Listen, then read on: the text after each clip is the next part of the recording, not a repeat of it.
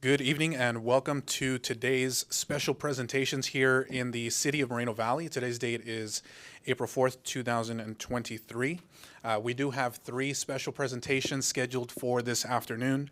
And the first one that we have here today is a recognition for one of our outgoing battalion chiefs, Dave Rodriguez, and that will be presented by our Mayor Pro Tem, Ed Delgado.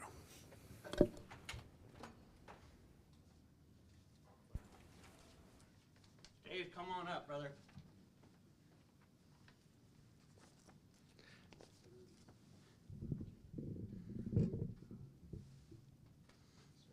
Stand in the picture.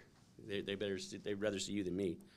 Good evening, everyone. I'd like to thank you all for being here tonight as we open up tonight's special presentations. Tonight, I will be presenting a commendation for a man like no other, an individual that has further shaped the fire department culture into one that is headstrong in serving the community while also promoting individual growth through hard work displayed in times of crisis and everyday life. Today we'll be commending Battalion Chief Dave Rodriguez for his 8 years of work here in the city of Moreno Valley. Thank you, my friend. Thank you for your 8 years of service. Battalion Chief Rodriguez has made Moreno Valley his home for over 8 years and has been serving the residents of Southern California for over 20, a testament to his never-ending dedication to the call of public safety and fire prevention. Although we will be sad to see him go, it is with great joy we announce that Battalion Chief Rodriguez will be transferring to the Hemet Ryan Air Attack Base later this month to pursue a position where he can use his experience. From what I understand, you started there. That's correct. Awesome. He can use his knowledge and dedication that will be used better to assist the general public. This transition truly shows his dedication to the people of Moreno Valley and the state of California. And for what we commend you, Battalion Chief Rodriguez, for all you have done for the city of Moreno Valley and what you will do in your next assignment. Thank you, my friend. Battalion Chief Rodriguez commendation reads like this. Whereas Battalion Chief Dave Rodriguez has been serving CAL FIRE, Riverside County Fire Department for more than 23 years, beginning his service January 1st, 1998 as a volunteer firefighter in the Riverside County Station Number 13 in Home Gardens. Chief Rodriguez was hired as a firefighter 1 in CAL FIRE, the Riverside County Fire Department at Hemet Ryan Air Attack Base, and the Riverside County Station 11 in Lake Elsinore. He was promoted to Permanent Firefighter 2, then transferred to the City of Paris Station 1. Chief Rodriguez continued to establish his routine of promotions, continuing to a fire apparatus engineer in 2005, a fire captain for the City of Moreno Valley in 2010, and he was a heliTAC captain at Hemet Ryan Air Attack Base, where finally settling as our current battalion chief in 2020. Chief Rodriguez has always had a passion for training and teaches on multiple instruction cadres. Chief Rodriguez in 2012 was recognized as the City of Moreno Valley's Firefighter of the Year, and in 2017 he received the CSFA Medal of Valor for life-saving air rescue. Now, therefore it be resolved that the Mayor and the City Council member of the City of Moreno Valley recognize the dedication and hard work that Chief Dave Rodriguez has provided throughout his tenure here in the City of Moreno Valley and throughout Southern California. Thank you, Dave. Thank you, Mike. And the mic is yours if you'd like to say a few words. Now, I'm extremely humbled and honored to be receiving this commendation this evening, and I will be forever grateful for my time that I spent here in the city of Moreno Valley. I spent 5 years as a fire captain here, 3 years as a battalion chief, and it has been my honor to be part of this city and to be able to serve the citizens of this city in such a great capacity. Thank you to the firefighters that are here tonight. I know a lot of people are out running calls and doing what we do, so thank you guys for coming in and showing your support, and most importantly, thank you to my wife Aaliyah, my daughter Avin, and my daughter Zariah, who's out of the country on a semester abroad. Thank you guys for your support. I love you so much, and I really appreciate you. Chief Park, thank you. Thank you. Chief Park, would you like to say a few words? Yeah, Dave he's just been really great for the city, and he is very passionate about what he's done here. And the Spark of Love has been one of those big projects that touches so many people. It's really been, we are the premier program. We help so many people. And throughout the training, the scheduling that takes so much of our time, the Spark of Love program, and all the other things that we do. Just really want to say thank you to Dave for being here. And I want everybody to know Dave is not going away. He's going to be a battalion chief for our air program. He will be up in the airplane, and he'll be coordinating the ground attack for us. So he'll still be here. He'll just be overhead, looking out for all of us. Thank Very you, Dave. nice. Thank you. Thank you. Thank you for your service, sir. Take some pictures.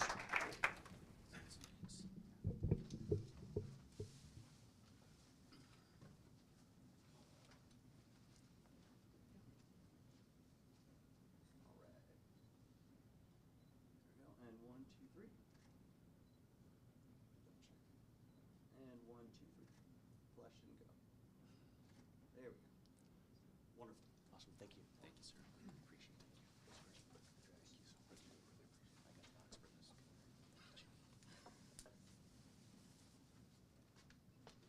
Thank you, Mayor Pro Tem. And if we could give Battalion Chief Rodriguez one more round of applause, please. Congratulations, sir. Our second presentation for today is a proclamation recognizing April as National Child Abuse Prevention Month, and we will have that presentation by Councilmember Shalinda Bernard.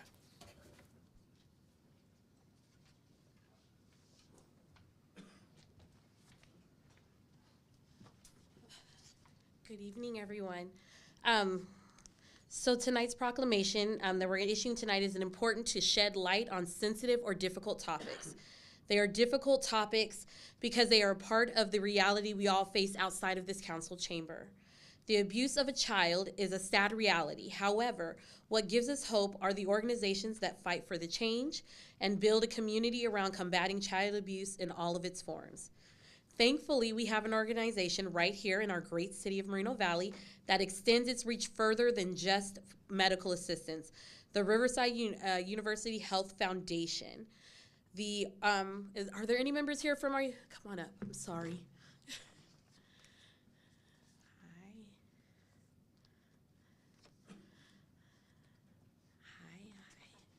Oh, I love your, it's pretty.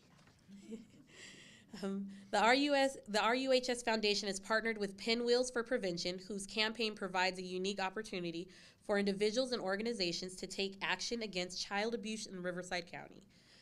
So, accepting tonight's proclamation for Child Abuse Prevention Month are two individuals from RUHS's foundation, Corinne Awad and Crystal Shackelford. Got that right? Okay. So, please, can we give them a round of applause? So tonight's proclamation for National Child Abuse Prevention Month reads as follows. Whereas child abuse prevention is a community responsibility and finding solutions depends on involvement from all people and organizations of the community to nurture family growth and plant seeds for future generations. And whereas the problem of child abuse is found in families of all social and economic classes and every racial and economic and ethnic group, and whereas with effective child abuse prevention programs succeed because of partnerships created among social service agencies, healthcare agencies and organizations, schools, religious organizations, law enforcement agencies, community-based organizations, the business community, and the general public.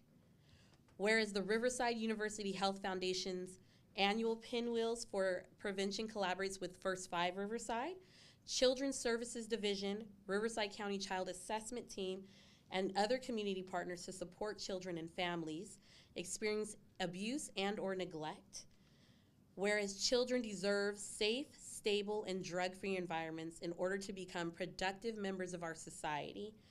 Whereas through the continued work of volunteers, parents, community partners, policymakers, professionals, we will eliminate child abuse, giving our children a sense of security and hope for a bright future, a bright and successful future. Whereas all citizens should become more aware of child abuse and its prevention within the community and become involved in supporting parents to raise their children in safe and nurturing environments. Now, therefore, be it resolved that the City Council of the City of Moreno Valley, on behalf of its residents and staff, hereby proclaims the month of April 2023 as National Child Abuse Prevention Month and urges all departments of government, civic, fraternal, patriotic groups, and our citizens generally to participate wholeheartedly in its observance. Thank you, guys. In addition to this proclamation, the City of Moreno Valley has been adamant in promoting this campaign to better serve our community and youth. In support of RUHS's foundation and the Pinwheels for Prevention campaign, the City of Moreno Valley has dedicated tonight's M lighting for Pinwheels for Prevention in their signature blue tone, as well as placing contribution sites around city facilities for their self-care item drive. Would you two like to say a few words? First, thank you so much for your support of our work. Us at the Riverside County Child Assessment Team, we're right here in Moreno Valley at the RUHS Medical Center. We're proud to serve together with our partners in law enforcement and child welfare, the District Attorney's Office, and victim advocacy services to not just investigate, but to respond to and to prevent further child abuse. And that's what we take pride in doing. But child abuse does impact each and every one of us in our community, because whether it's not inside of our own family, it may be a neighbor, it could be a loved one, it might be someone that we know, that we could support, that we can help educate. So please familiarize yourself with signs and concerns. So very often it is someone that the child knows. It is not very often stranger danger, and it's something that all of us can help prevent. Thank you. Good evening. On behalf of RUHS Foundation, we'd like to say thank you to the mayor, to City Council, and also to the City Manager's Office for your support on the Pinwheels for Prevention campaign. We appreciate that you are also having the bins at several locations at city sites. And for more information about the self-care drive that's going to benefit foster youth, please visit ruhsfoundation.org. We appreciate being a part of the Moreno Valley community and appreciate your support. Thank you again.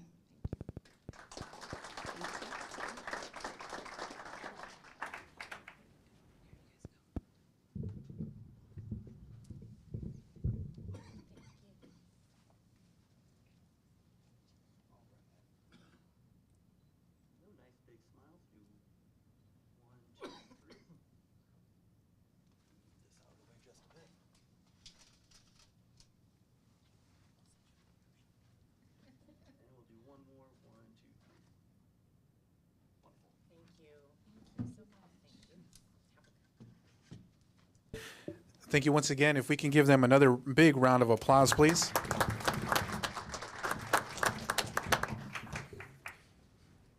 And we have our third and final presentation for today. I'll go ahead and come down here to present the proclamation for Autism Acceptance Month.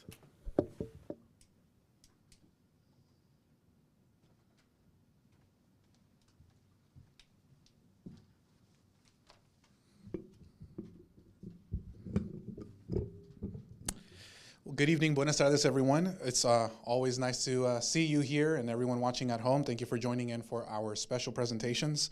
And for our third presentation here tonight, we are recognizing another recognition for the month of April for Autism Acceptance Month. Tonight's presentation and proclamation builds upon a disorder that is seen throughout the world and is being taken seriously by the medical professionals and community organizations that make this world a safer, more accepting place.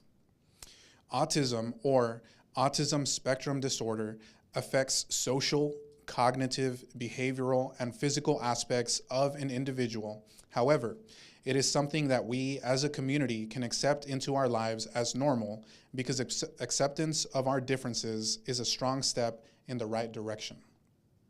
Spearheading that exemplary acceptance, I'm getting all tongue-tied today, specifically among our youth, are two individuals from the Autism Society of the Inland Empire. We have Ms. Virginia Sosa and Ms. Clara Garcia. If you would please join me in a big round of applause as we give them a warm Moreno Valley welcome.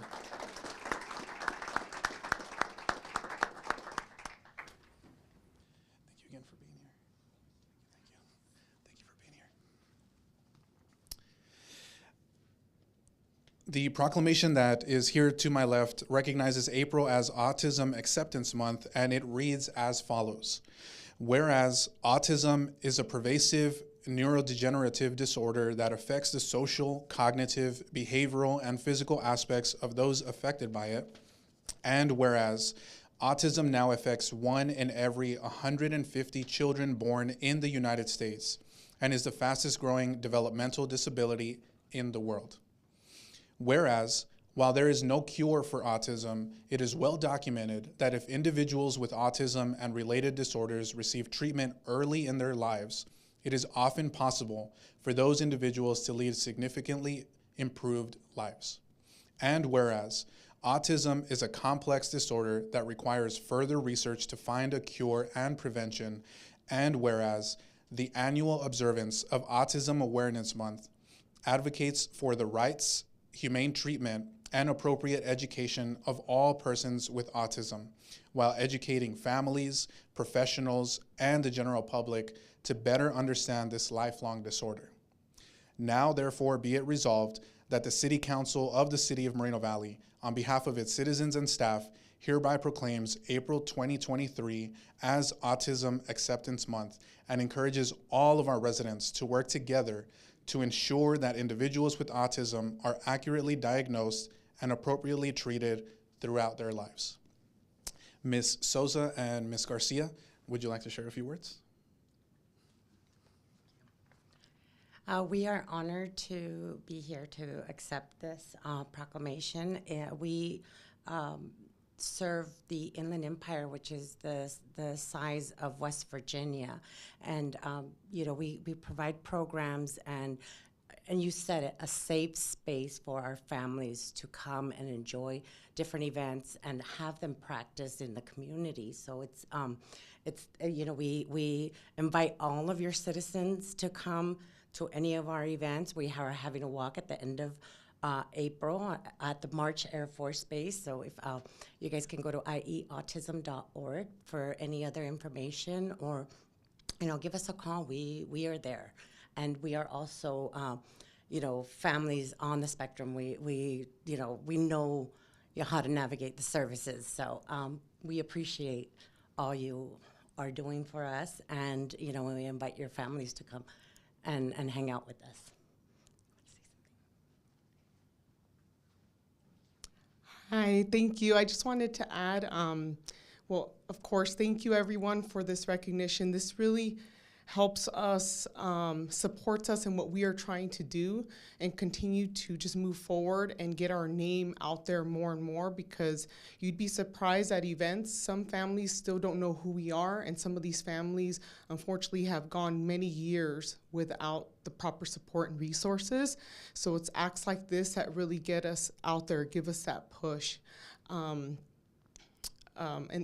that's it. Sorry. I'm at a loss for words. Thank you very much.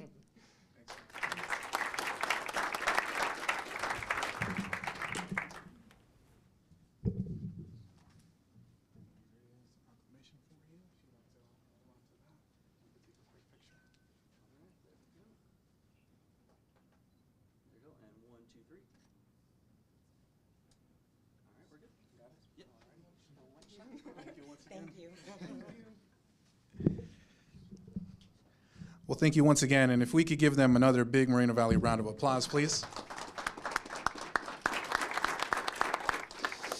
And that will conclude our special presentations for this evening. We once again thank you for being here with us, and we will resume our regular council meeting at 6 p.m.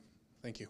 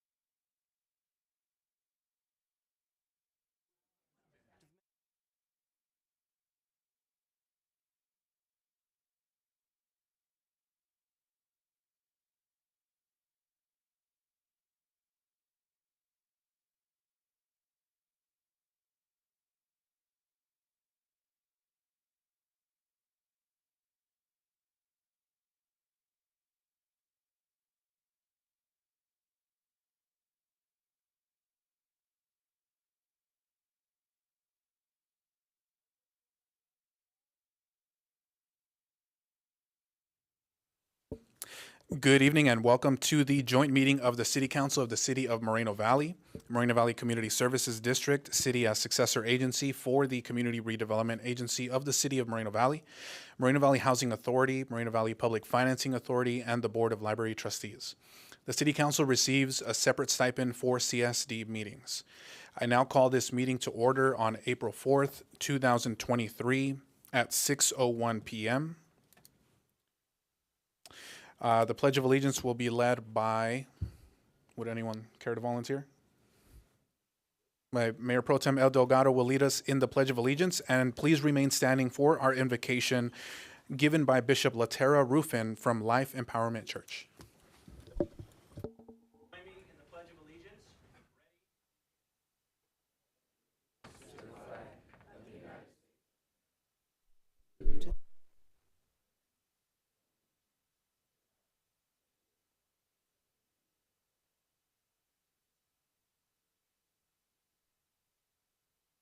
Good evening, Mr. Mayor and City Council and the staff and all of the wonderful residents of Moreno Valley. It is an honor to be here this evening and to present an opportunity to allow God to reside over all that is going to be said and done in this time. This is Holy Week, and we are standing on holy ground. So I asked my son which prayer should we offer up tonight, and he said the one on godly wisdom in the affairs of life. Let us pray. God, you said if anyone lacks wisdom, let them ask of you, who gives to all men liberally and upbraideth not, and it shall be given to them. Therefore we ask in faith, nothing wavering, to be filled with the knowledge of your will and all wisdom and spiritual understanding regarding all that is said and postured this evening. Today we incline our ears unto wisdom, and we apply our heart to its understanding, so that we might receive that which has been freely given to us. In your great name, we receive skill and godly wisdom and instruction. We discern and comprehend the words of understanding and insight this night. We receive instruction in wise dealing today, and the discipline of wise thoughtfulness, righteousness, justice, and integrity. Prudence, knowledge, discretion, and discernment are given to us. We increase in knowledge as a person of understanding. We acquire skill and attain to sound counsels, so that we may be able to steer our course and the course of this city rightly. Wisdom will keep. Wisdom will defend. Wisdom will protect us. We love wisdom, and she guards us. We prize wisdom highly, and we exalt her tonight. She will bring us honor because we embrace her. She gives to our head a wreath of gracefulness, a crown of beauty and glory will wisdom deliver to us. Length of days are in her right hand, and in her left hand are riches and honor. Therefore, we will walk in paths of uprightness tonight and forward. When we walk, our steps shall not be hampered. Our path will be clear and open, and when we run, we shall not stumble. We take hold fast of instruction and do not let her go. We guard her, for she is our life. We let our eyes look right on with fixed purpose, and our gaze is straight before us. We thank you that we walk carefully in wisdom without recanting. Let your name be glorified in all that is said and done in this evening through the bowels of wisdom. We send your peace and your love and your strength to every household represented under the sound of my voice. Let us continue to seek you with prayers that avail much for this city and for our lives, that your name be ultimately exalted. It is in that name we pray. Amen.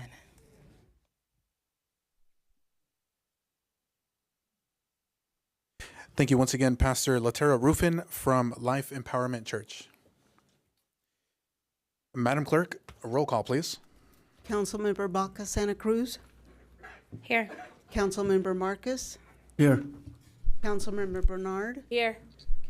Mayor Pro Tem Delgado. Here, ma'am. And Mayor Cabrera. Here. Staff introductions, please. Jane Halstead, City Clerk.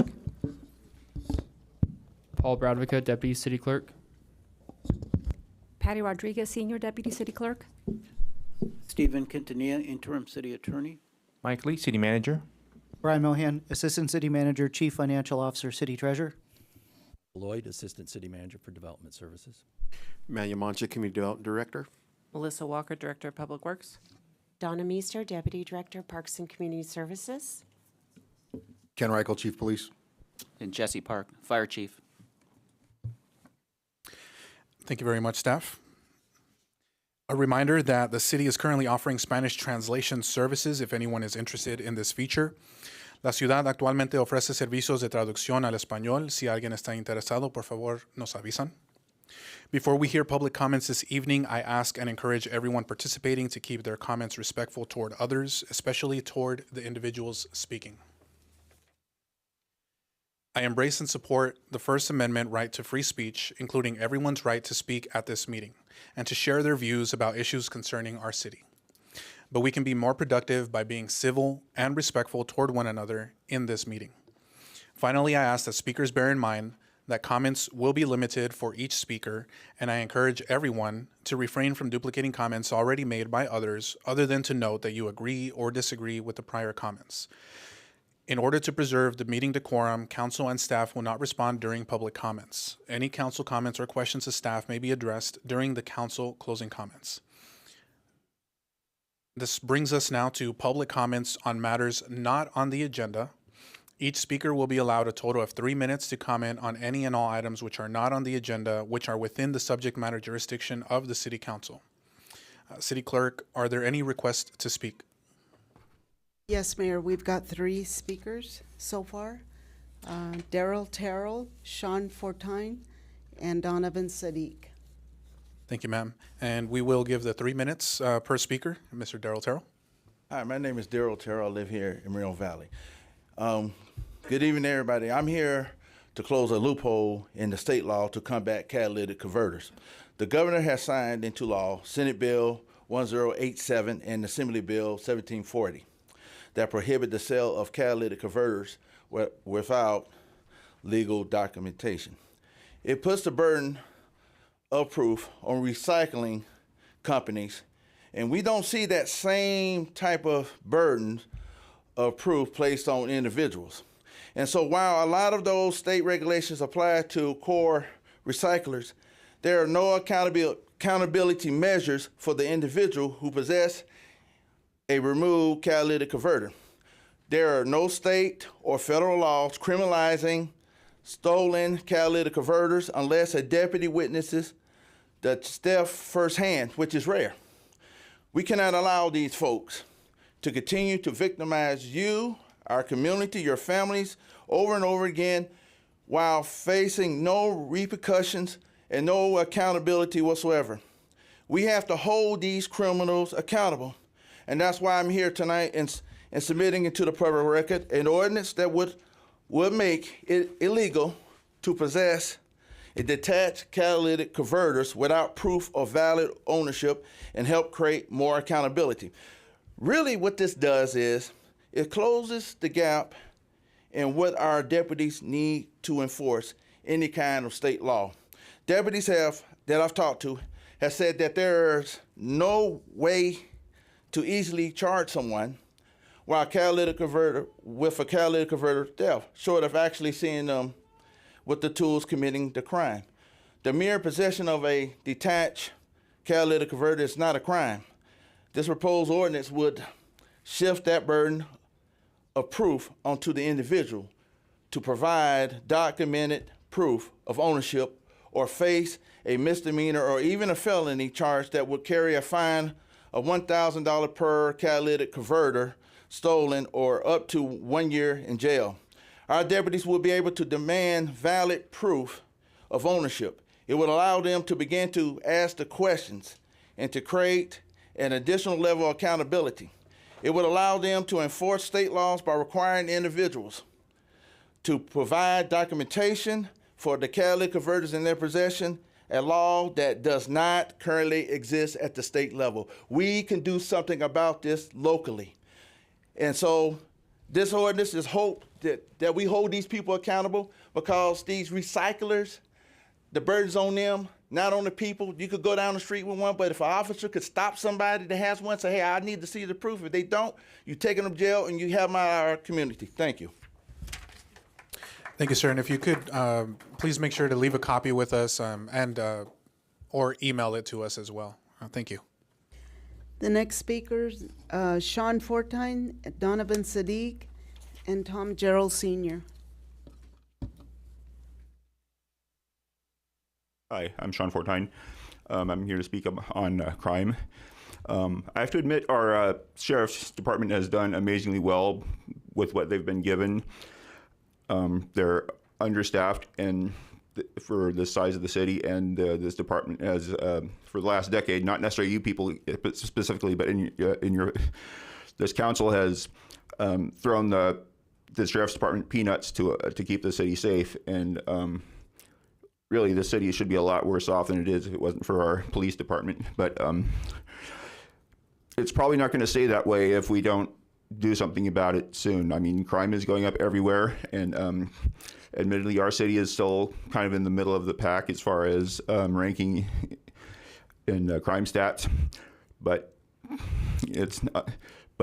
crime is rising. It's all around us. It's violent crime. There's been a number of shootings recently, and quite frankly, these things are can be mitigated if we had a much larger police force and actually did aggressive parole and probation enforcement, because also one thing that's common among a lot of these violent crimes is that they're already well known to law enforcement, and they're already on a list of people that can't have weapons, and also on a list of people that can't or can be law enforcement can search them at any time. So, I mean, maybe they're not going to stay in jail for long due to Sacramento, but at least you can try and get some of their weapons, get their drugs, get other stolen stuff and other contraband, and at least get them off the streets a few days. And sorry,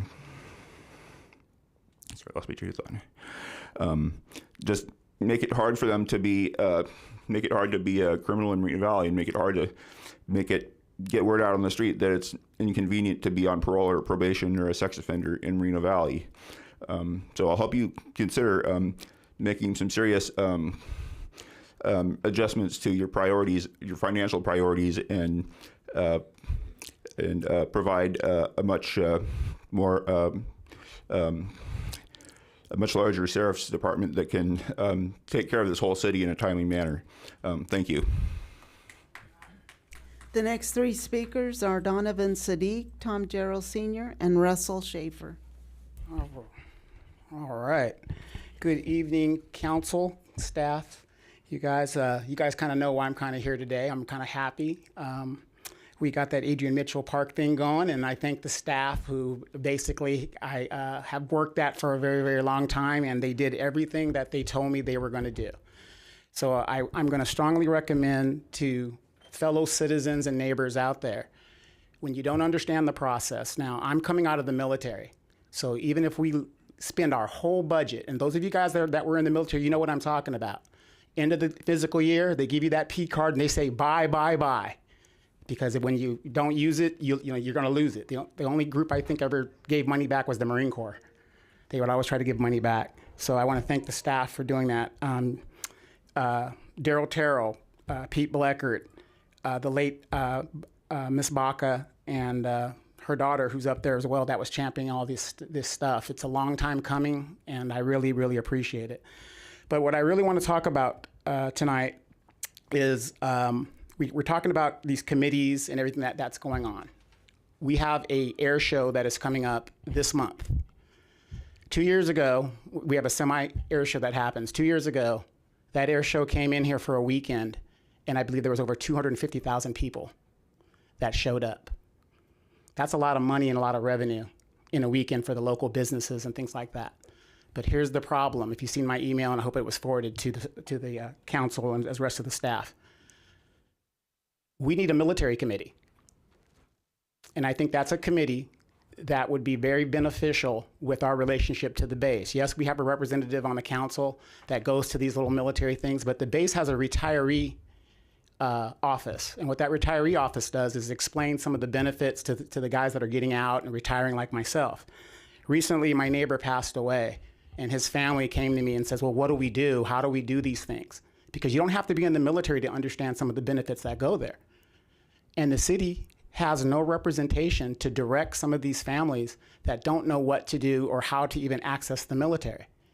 We have a national cemetery right up the street. We are in a prime location to win here. We are the 7th largest area of the Inland Empire of military veterans, the 7th largest. And the 2nd biggest city in Riverside County does not have a military affairs committee to where regular citizens who have no affiliation other than Uncle Paul, who was in the Army, they don't know what to do. They don't know the burial things. They don't know, how to, they don't have any liaison to do that. And to help the staff in the city, if we had a committee of veterans that are sitting up there, and this is an idea that was given years ago by Scott Heverin. We need to revisit that and maybe make that a reality. Thank you. The next 3 speakers are Tom Gerald Sr., Russell Schaefer, and Bob Palomares.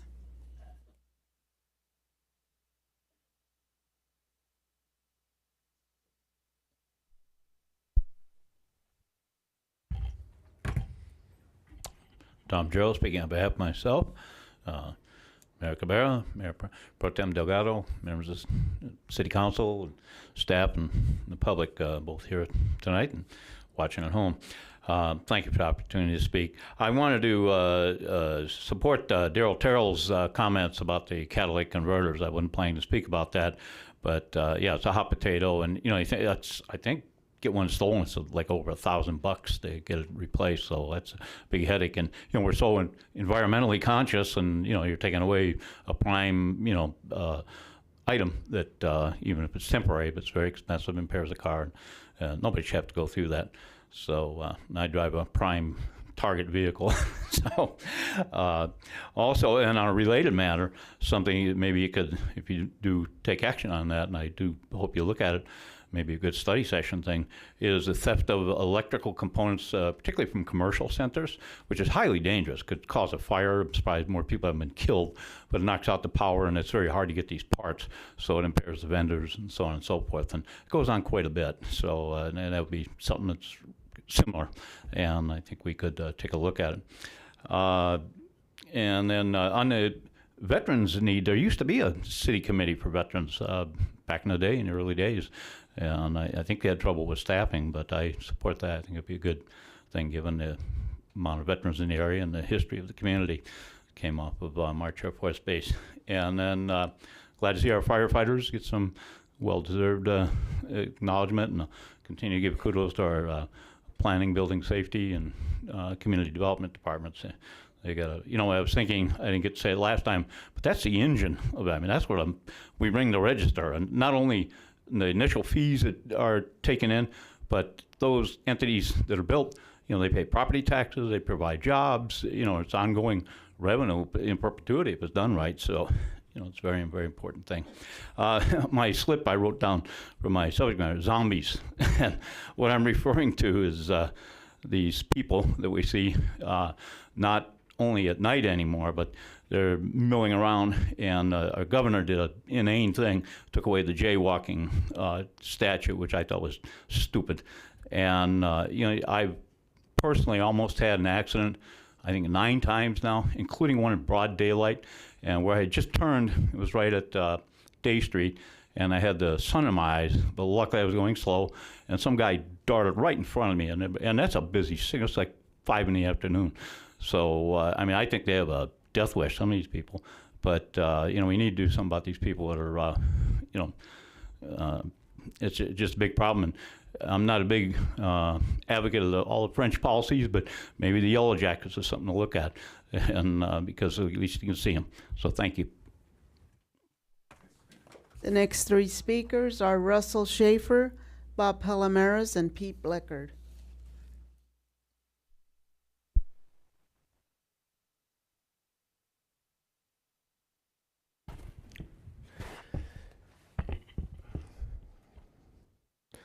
Citizens of Moreno Valley, the first annual adult egg hunt was a fun event. A few kinks, but I'm sure they can be fixed for the next time. One thing will not be fixed is Ulysses Cabrera continued to break the rules.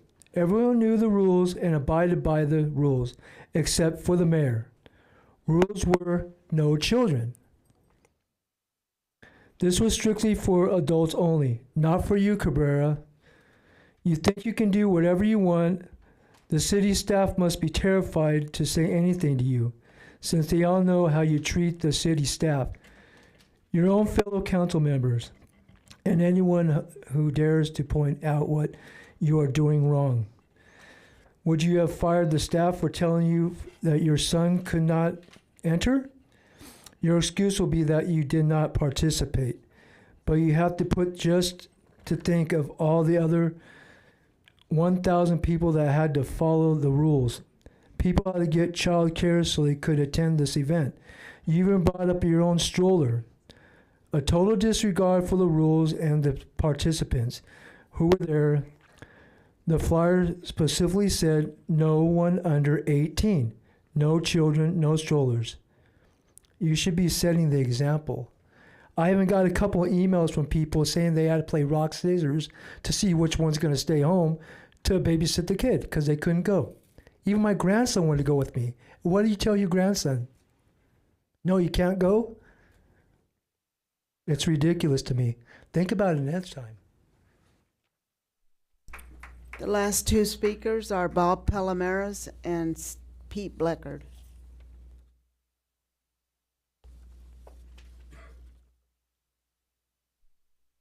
Good evening, Council.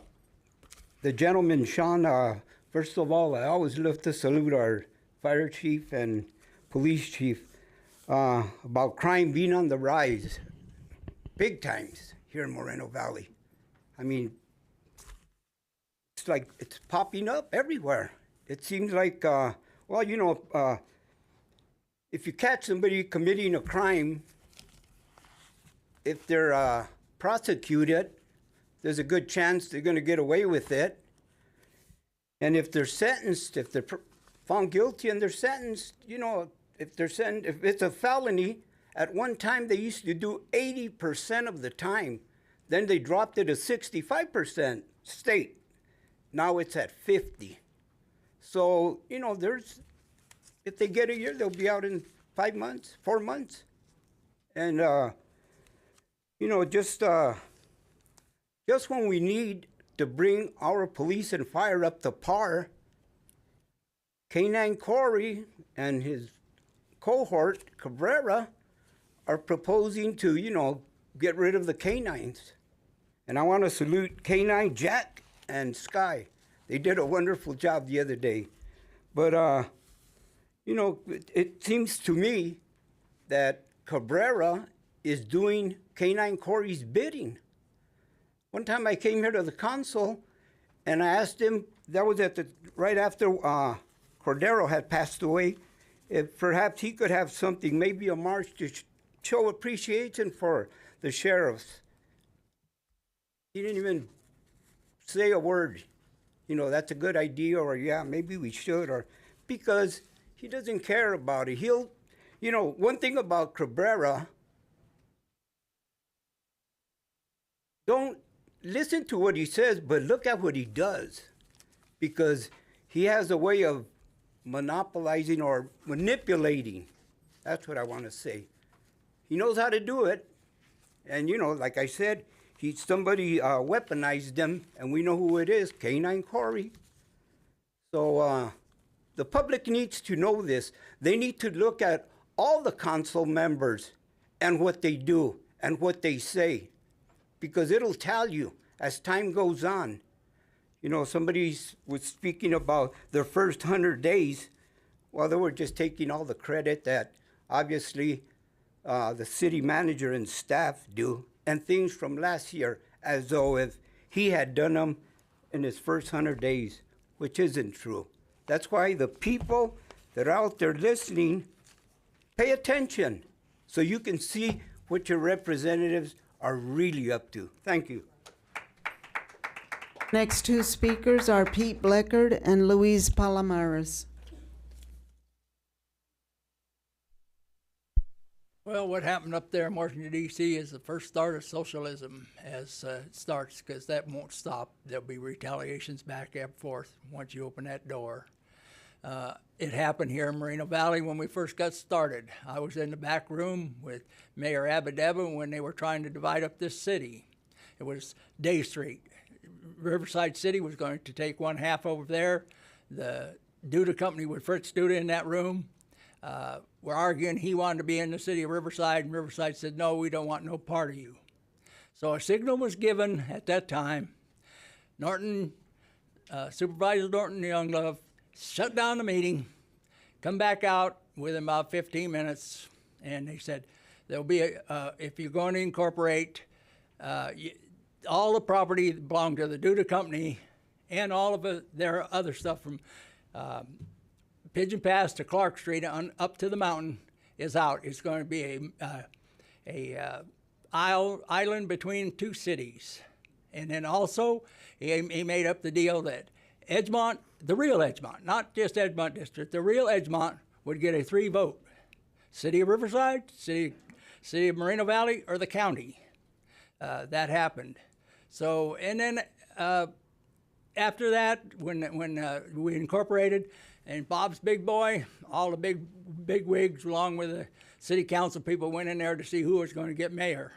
And you should have seen the fight that came back. People you could tell was mad because the snake lady wasn't going to be there. Snidely Whiplash was going to be the mayor, and that's the way it was going to be. So the first is it's getting real bad, and it's sad to be that way. But it's starting right here with our mayor, belittling our city attorney. I don't think he has the education that attorney has, or anything. He's kept setting up there and trying to get what he wanted done when the city attorney told him, you have to go by the law. He didn't give a damn about the law. He wanted to do what he wanted to do. He wanted to change the rules and do what he says. Now, I was there when he was at Edo Benvizi when Victoria Baca had him and Exion up there, and they were all talking real good, and he's standing there going like this, I'm praying for you, Edo. I'm praying that all your things will get done. I just need your support. Now, you were there. I was there. I supported him from day one when he was trying to get the workman deal with the airport thing he was putting out on the East End for Skechers. So if you want to know history, I was here from day one, and I'm really sad to see what happened today up there in Washington, D.C. The next 3 speakers are Luis Palomares, Christopher Baca, and Roy Bleckard. Don't start the clock yet, okay? Let me just get here and show my face, and then we can do it. Okay, breaking rule Cabrera. You're the mayor. You're supposed to set the example, and you break every rule in the book, just like you violated the Brown Act and you broke that rule. There's still an investigation, I believe, that's going on. And the DA investigated that also with you and Marcus. And they said, fix it or else. How embarrassing. How embarrassing to our city. Also, one of the speakers was talking about the Easter egg hunt. Wow. I hear it was great and all that. It was a lot of people there and all that. But the mayor shows up. Everybody got a babysitter.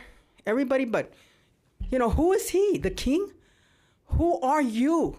That you could break the rules, and you've been breaking them all along with a lot of different things that have been going on. Are you above the law here? The pastor comes and prays here, beautiful prayer. Hey, I try my bestest, but I'm a sinner saved by grace. But you're supposed to have yourself to a higher standard, and you don't do it. What's going on in our community here? When are you going to change it up? When are you going to follow the rules? When are you going to do the right thing by the people? Not by you, but by the people. Not for the 10,000 that voted for you. Wow. But for all the people, everybody across the community, the city here. Golly, I'm speechless today. Because every time it's always something new. He always gives us more ammo and more everything to come up here and tell the truth about him. When are you going to get it, Cabrera? I just want to know. I am so sick of coming here. But every time there's another meeting, you make it that it's going to be my way. You're going to weasel it this way. You're going to try it that way. You're going to go, how many 75 different ways are you going to try it before you get it? Like tonight, what are you going to do here? As far as the rest of the agenda, Are we going to be here another 5 hours? I hope not. Another 5 hours? 4 hours? Shame on you. Shame on you, Cabrera. When are you going to grow up? That's all I want to know. When are you going to do the right thing for all the people, not just some of the people and some of the time, for everybody in the community, for our police, for our fire? They were getting recognized here today. Wow, that's great. But, you know, the canine thing, 4 of the board members, council members voted yes when Ed Delgado, Mayor Ed, Pro Tem Ed Delgado made a suggestion, and you voted no. You voted no because you're with the Corey Jackson arena. You're with them. He gave you thousands and thousands to your campaign, so you owe him. Who's running our city? You, or should we say Mayor Corey Jackson? Are you the puppet on the string for him? That's what it looks like to me. That's what I'm hearing all across the city and on emails and everything else. That's what I'm hearing. Who's running our city? Thank you. The next speakers are Christopher Baca and Roy Bleckard. Good evening, council, staff, and community. As a Native American and historically a victim of the genocide, should we ban white people? Or my point being, Corey Jackson is trying to get rid of the canine because historically, supposedly, they were used against black people. And I don't get it. I don't understand why anyone would consider getting rid of canine for our police department. I was just bringing that up because of the shooting that we had here on Sunnymead Boulevard on Friday. Was it Friday or Saturday night? Me and Tom Jarrell happened to have been in the parking lot of the Sundance, and I thought it was fireworks. It just kept going on and going on. And by the time I realized what it was, the sirens were already there. The sirens were going down, and we had a mass amount of police response to a mass shooting. So, you know, I just want to commend our police department and what we have in our city, and we should be, you know, rather than trying to reduce our services or try to get rid of something, we should actually try to increase that and, you know, realize that, you know, we have something good here in our city. I mean, it was impressive how they responded to a mass shooting that happened here. And luckily, thank God, you know, our savior or whatever, we were protected and, you know, there wasn't any mass casualties or anything like that. But it was a pretty awful situation. We had people running down the street screaming and, you know, people with stubbed feet and legs because they ran so fast and tumbled on Sunnymead Boulevard. So, you know, it was really a good response to our police department that they went there. And, you know, if it would have been something more serious, I'm sure we would have got through this, something like that. So that's my point. I just want to commend our police department for their response. Thank you. The last speaker is Roy Bleckard.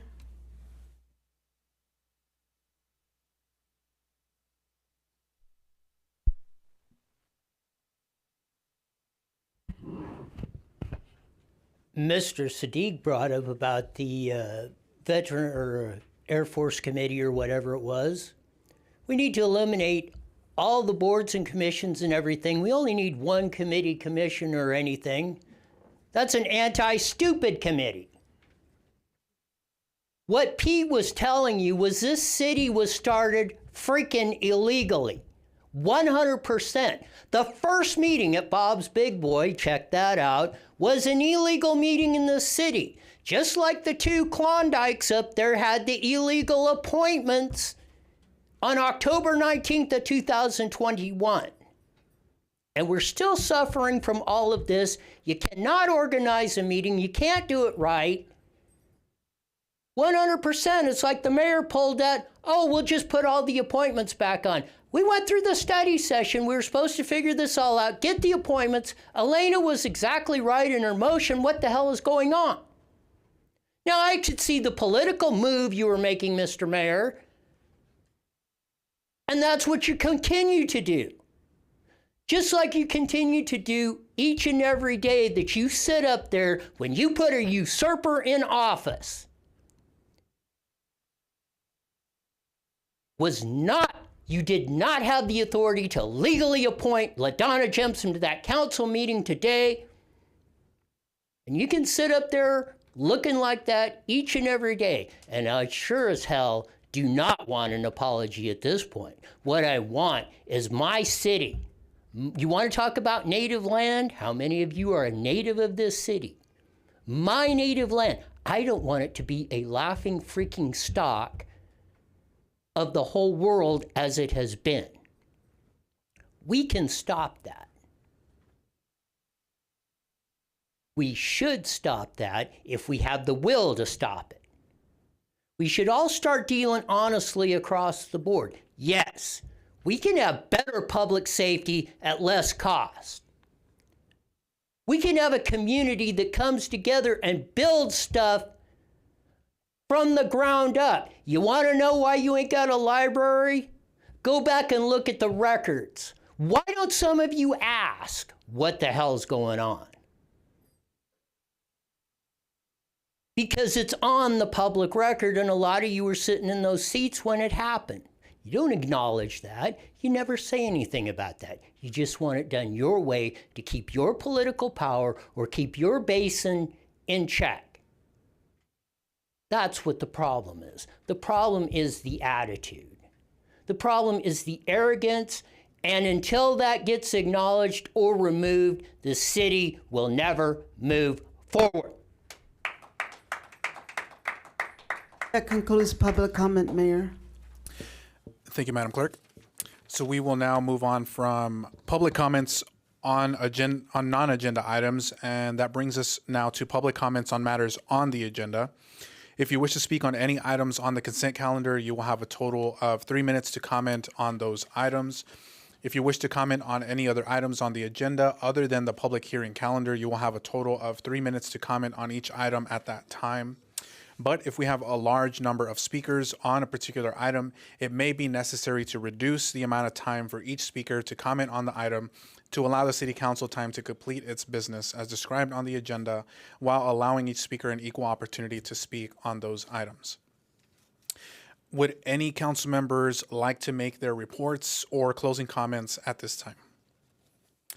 Seeing none, we are going to move now to our joint consent calendar, section A through E on the agenda. All items listed under the consent calendar, section A, B, C, D, and E, are considered to be routine in nature and non-controversial, and may be enacted by one motion unless a member of the City Council or any affiliated agency requests that an item be removed for separate action. The motion to adopt the consent calendars is deemed to be a separate motion by each agency and shall be so recorded by the City Clerk. Items withdrawn for report or discussion will be heard after the public hearing items. For the joint consent calendars, section A through E, are there any items or any requests from the council to remove an item for separate action? Okay, we have a request from Councilmember Marquez for a comment on item A9. If you'd like, we can go ahead and do that now, but just 1 second. Any other requests from any other council members on any other consent calendar items? Okay, seeing none, we'll go right ahead, council member. Okay, thank you. I'll tell you, those senior citizens, when they heard about this expansion, it seems like they're just flocking to the Senior Citizen Center. And Donna could contest to that. We have had so many people apply for the Senior Citizen Committee because they want part of this great expansion that's long overdue. And I want to commend the staff and everyone else involved and my colleagues up here that we're starting to do that with this $400,000 contract.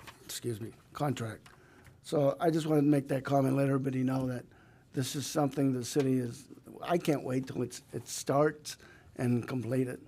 And I know Donna and Jeremy, they're right there. They're just waiting for it to start, and our seniors are so happy that we're finally doing this. Thank you, Mayor. Thank you, council member, and I'll just echo those comments as well. It's going to be a multi-step process to complete the senior center expansion, but I want to once again just thank and tip my hat off to the seniors in the community, in particular the seniors at the senior center, for organizing, getting together, coming to our council meetings, and putting that pressure on us. It resulted in a senior center expansion that we are currently going through. So just want to congratulate them, and definitely full support of this as well. So with that, we will, I'll entertain any motion to approve the consent calendars. Mayor. Oh, excuse we've me. got speakers. Skipping a step here. So, Madam Clerk, do we have any requests to speak on the consent calendar? We have about 9. 9 requests to speak. Okay. We may, like we usually do, get more requests after the initial number, so we'll just reduce it down to 2 minutes per speaker for the consent calendar. And if you would like to go ahead and call up the first 3 speakers, please. Okay, first 3 speakers are Donovan Sadiq, Daryl Terrell, and Russell Schaefer. Okay, I'm just getting shocked when I'm up here. Again, welcome and thank you, council, staff as well. This is the second reading of the ordinance to number 996 regarding mayor's role, duties, and responsibilities. And it was universally approved in the last meeting, and I'm all for it, but here's my stance on it, and for the people at home. Last meeting, I called out the mayor, and I read a direct quote. This is why this thing needs to be approved, to put mayors like this in check. Simple as that. This man here was involved in a coup, a conspiracy with his henchman, Dave Marquez. Yes, we should approve this with restrictions. The council should have the overall approval to designate the mayor's position, because this guy over here, this guy up here, Mr. 27-year-old, and I give you grace. I give you grace because you are inexperienced. You don't know what you're doing. There's a reason why, and I get it. I'm a civilian now, but I come from a military background. But anybody that's been in the military will tell you, when that new lieutenant comes right out of college, thinks he knows everything, they put him with an NCO of experience.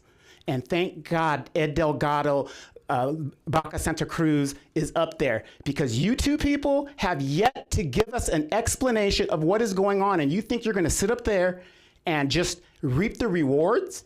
It's not going to happen. It's not going to happen. Thank you. The next 3 speakers are Daryl Terrell, Russell Schaefer, and Roy Bleckert. Hi, my name is Daryl Terrell. I just wanted to comment on before the Adrian Mitchell Park. I want to thank my council member, Elena Baca Santa Cruz, for your leadership, and my good friend Donovan over there, and for his activists, for fighting for the people over in Edgemont. He's a veteran, and he cares deeply about that community and getting their fair share of resources. In my 2020 campaign, when I ran for mayor, I did a video over there in that park. And I saw from my own eyes the despair that was there. And I know your mom did the best she could to make it better, to give people hope over there.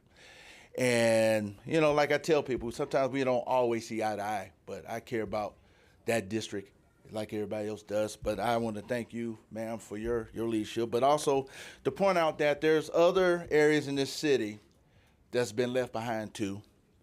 And the fact that the folks in Edgemont pay their fair share of taxes, and there are other parks over there that lacks the same amenities, like Adrian Mitchell Park. And like Donovan said, and when we was doing the video, and there he was telling me the story about when they were having soccer practice and football practice. The parents were lined up with their cars and shining the light out there because there was no lights out there. The benches was in disarray, but your mom made it right. And so what I want to say, that we should look at equity when it comes to fair share of resources throughout the whole city. We should look at every city service with that lens to ensure that people receive their fair share of resources. So I will ask this council and the city manager to start looking at everything with that lens. Thank you. Thank you.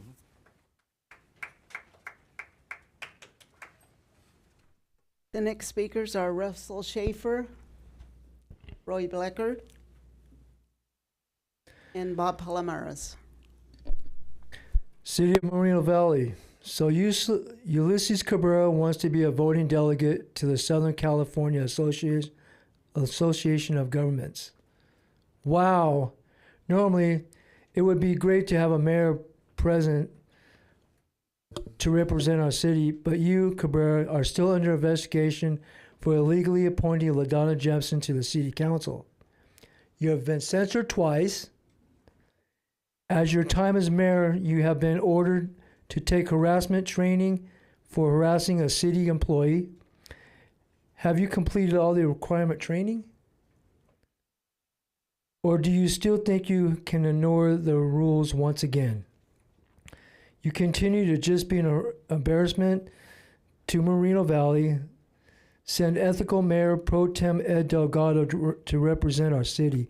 It would be an ethical thing to do. Thank you. Next three speakers, Roy Bleckert, Bob Palomares, and Tom Gerald Sr.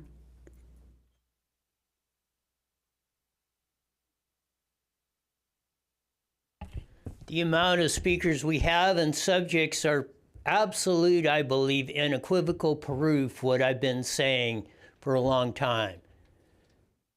These items that are on these agendas should be discussed, should be put out. Senior Center, $4.4 million on 4,000 square feet. Let's do a little easy calculation. That's $1,000 a square foot. Now, I have no problem with expanding the Senior Center. That seems a little outrageous to me. And then you're approving a contract of $400,000 for the architect. Now, it's about 10%, but if the cost should be about $2 million, then the cost of designing should be about $250,000. These are questions I don't hear asked, and that is what you five should be doing. And that's why this stuff should not be on the calendar. Just like Adrian Mitchell Park and the bathrooms over here across the street. $150,000 a design to design them? Is this going to cost us $1.5 million? Because that's a standard in the industry. If you don't believe me, check with some people that actually work in it.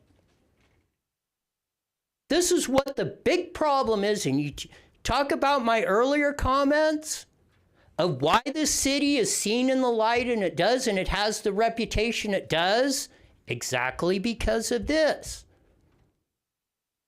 And look, everybody was talking about more services and this and that. If we're spending way too much money on a bunch of stuff, that means we're not building more. If we're spending too much on bathrooms over here, we're not providing more bathrooms over there at other parks or other senior centers or other facilities. This is a discussion that should be made. You guys should have a study session probably every day of the month because you're so far behind and so incompetent in what's going on. This stuff needs to be fixed and fixed yesterday that you won't hear these complaints. The next two speakers are Bob Palomares and Tom Gerald Sr.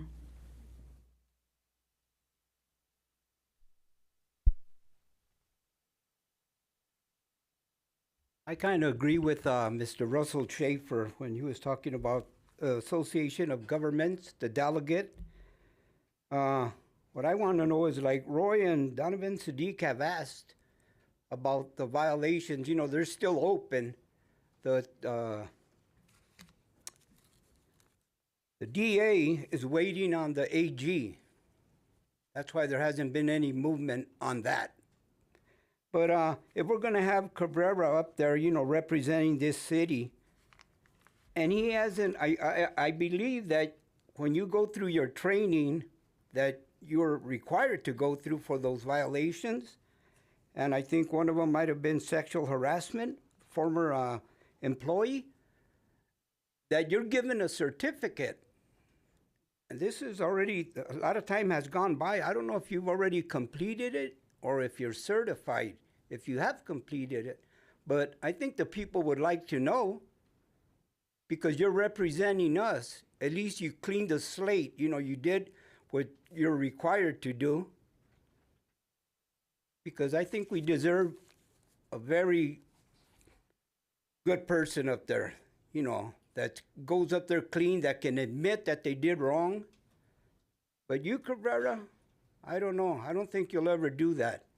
You're too deep, you know. Like they say, if you're digging a hole, stop. But you just continue. And I hope you do the right thing, Cabrera, and let us know if you've completed.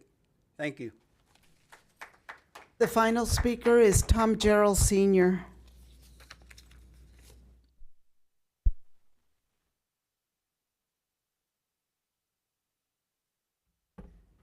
Tom Joe Sr., speaking on behalf of myself, Mayor Cabrera, Mayor Pro Tem Delgado, members of the council and staff here in the chambers and watching at home, the public.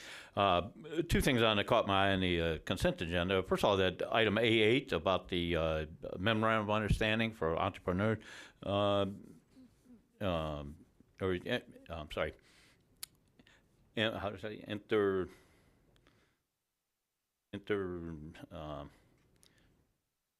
entrepreneurial. Okay, and but I really affirm that. I mean, that's the core to our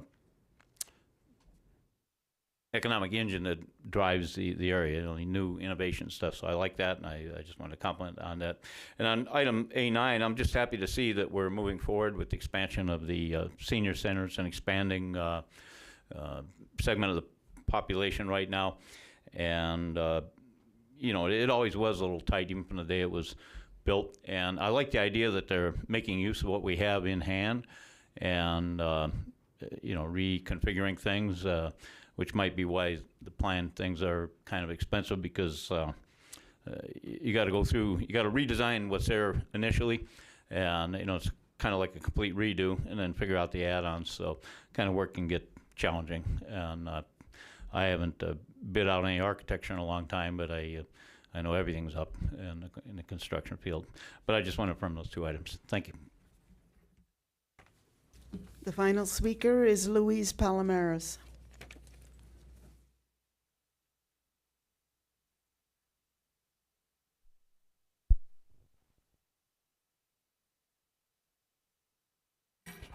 Okay, as far as Cabrera, I'm Luis Palomares, a community activist here.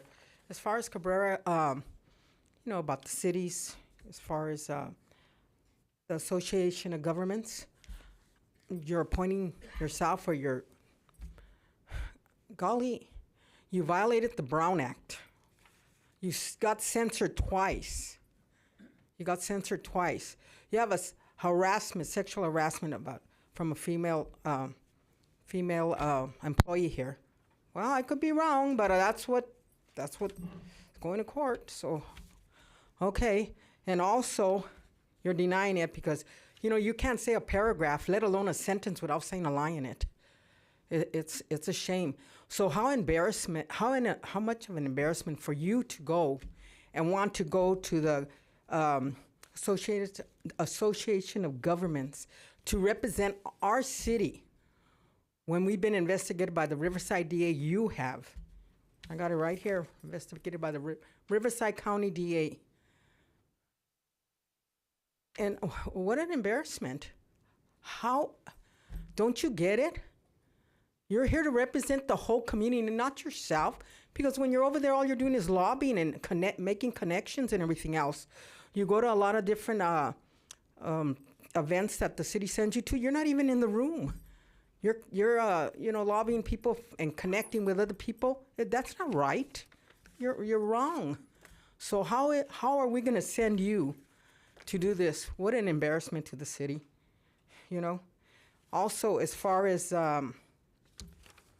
signs, you know, you break the rules. 90 days. 90 days. You put your signs up prior to that.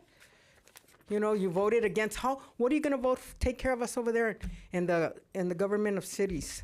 How are you going to do that? You voted against senior eats.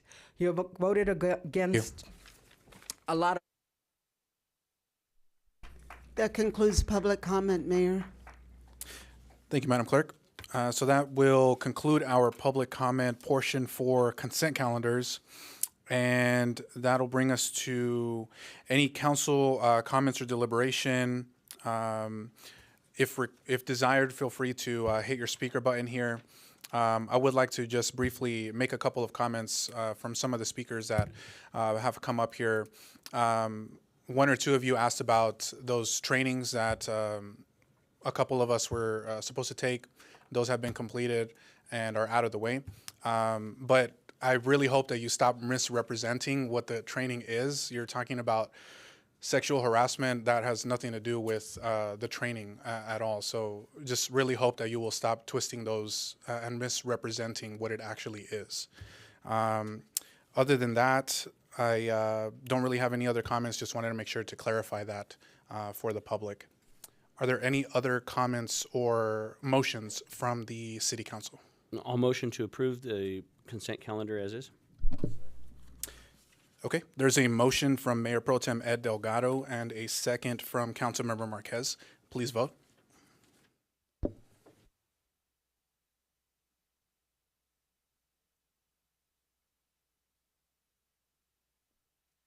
That passes unanimously. So we will move on now from the consent calendar. That'll bring us to item F, but there are no public hearings on tonight's agenda, so we will move on to item H on the agenda, which is general business. Item H1 is the process of the selection of the Mayor Pro Tem, and we have a report from our city clerk.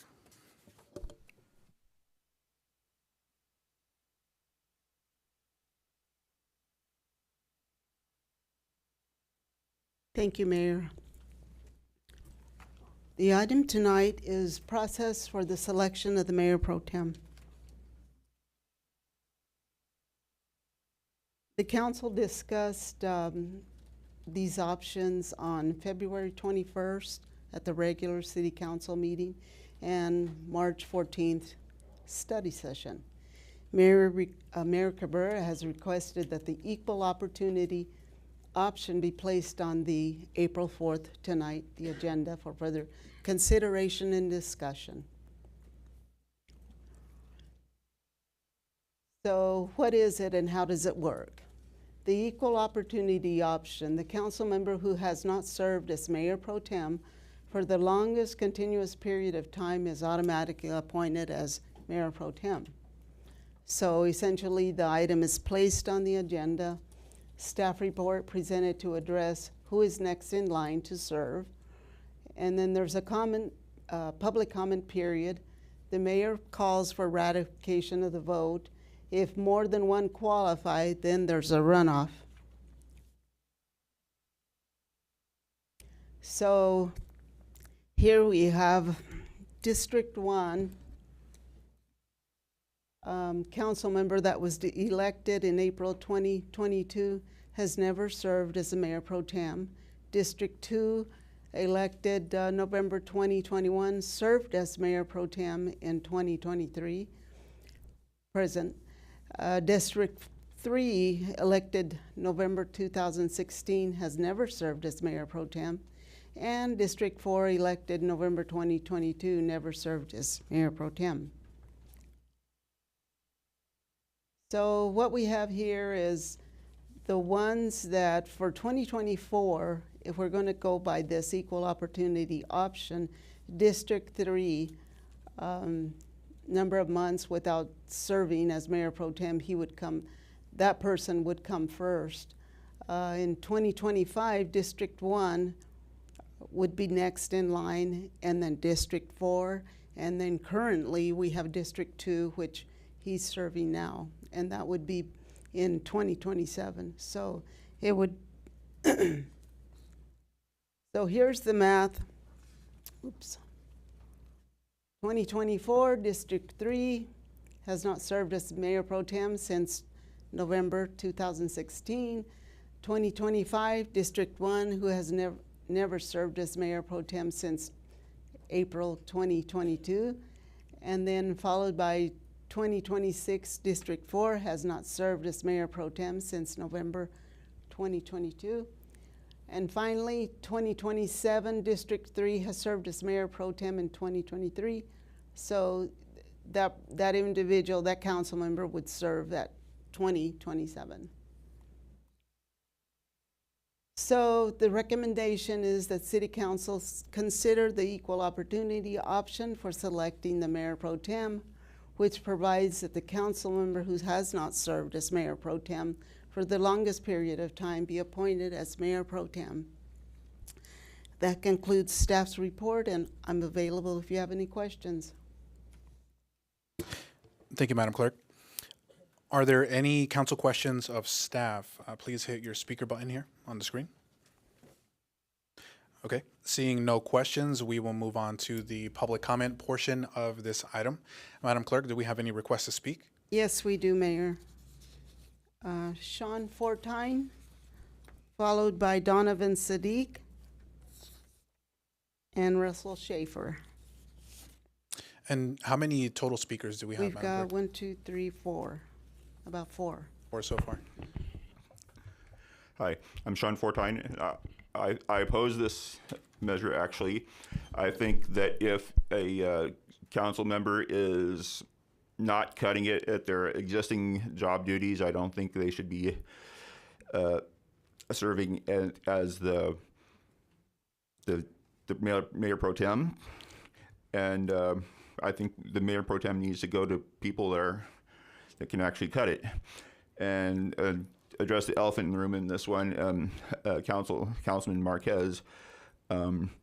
Quite frankly, this would affect you first, but you have shown a disregard for the Brown Act, and quite frankly, an open stated disregard for the Brown Act, and it would be inadvisable for the city council to have someone acting as mayor pro tem that will not protect our safeguards against public corruption.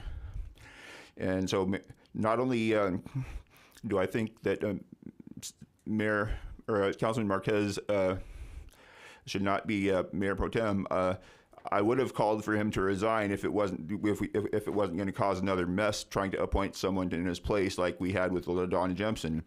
So I would suggest that Marquez, I hope you step down come next election cycle. Thank you. The next 3 speakers are Donovan Sadiq, Russell Schaefer, and Tom Gerald Sr. Good evening, staff, council, everybody at home. Jane, I'm going to have to disagree with your calculation of the mayor pro tem thing, how you do it. I'm going to disagree with it, and this is why. On October 19th, 2021, Dave Marquez acted as the mayor, appointing LaDonna Jempson illegally. That was in 2021. So he should be disqualified because he acted as mayor illegally. Also, I oppose this man getting the position because he said, in public, I don't know what politician is going to publicly say, who cares about the Brown Act? I could care. And, you know, in your closing comments, Dave, I want you to call me a liar. I want you to call me a liar because I want my fellow neighbors and residents to know these 2 people up here are as corrupt as they can get, and they sit up there and try to reward themselves with more power. Here's another quote. I witnessed a whole lot of crimes in my years up here on the dais. Not an exact quote, but something of that nature. Mr. Marquez, did you not say that? That was also a quote in the press enterprise. And you think you're going to sit up there and become mayor pro tem? It's bad enough you use your position as a council member to influence, from what I've heard, accidents, and you push your weight around when you go, I'm Councilman Marquez. I'm this and I'm that. You know, I don't know what happened to you. You used to be a nice guy. You used to pick up trash around the city. But there's something about getting up there on that dais for people who, I don't know if you were bullied in school or you're not used to having power. I don't know what it is. but it's gone to your head. And the way that this is written, he should be disqualified because he acted in a capacity as a mayor on October 19th. And if my fellow residents don't believe me, look at the video. It is a fact. I challenge him or Cabarrus, who was in cahoots with him, to call me a liar. Call anybody out here a liar who keeps bringing this up. The speaker prior to me, Sean 14, also alleged what you guys did. You guys have yet to say, yep, I did it, and I'd have more respect for you if you did that, but you guys aren't even man enough to do that. The next three speakers are Russell Schaefer, Tom Gerald Sr., and Bob Palomares. I also oppose David Marquez as pro tem. What is this, a dictatorship or what?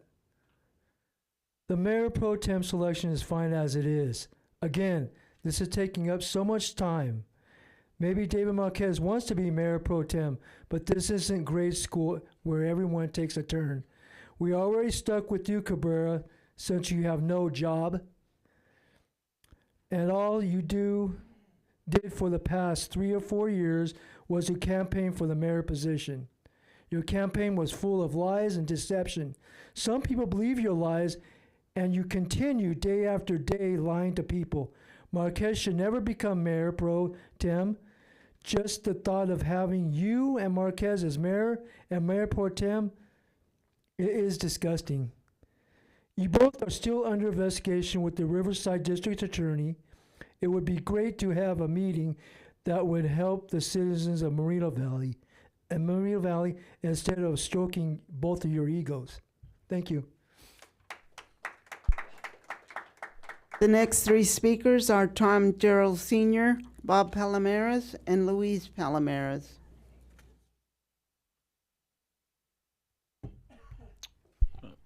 Tom Gerald, again speaking on behalf of myself, Mayor, Mayor Pro Tem, council members, members of staff, and the public. Thank you for the opportunity to speak. You know, I've been coming all the way back to the very first city council meeting, and I'm trying to look past the personalities per se. And although I would concede, you know, October 19th was an egregious, it was a low point in the city's history, and that wasn't good. But I do like the idea of I'll call it the general rotation. I'll give you an example. Years ago, we used to rotate mayors, and because of politics, a very competent man was not allowed to be the mayor ever, and all he could get as highest was David Horspool, and he was not allowed to be the mayor because where he fell in with the original recall and all that stuff, and so they made sure all he ever be is a mayor pro tem. I thought it was silly, you know, it was kind of stupid. So now, if there is something ethically wrong with somebody or criminally, I think it could be addressed at the time the appointment comes up. And maybe we should have some caveat where there is a qualifier for that. If somebody's under investigation or something, maybe they shouldn't represent the city in a higher position. And I'm not singling anybody out, but that would be across the board with anybody who has an issue that's of concern.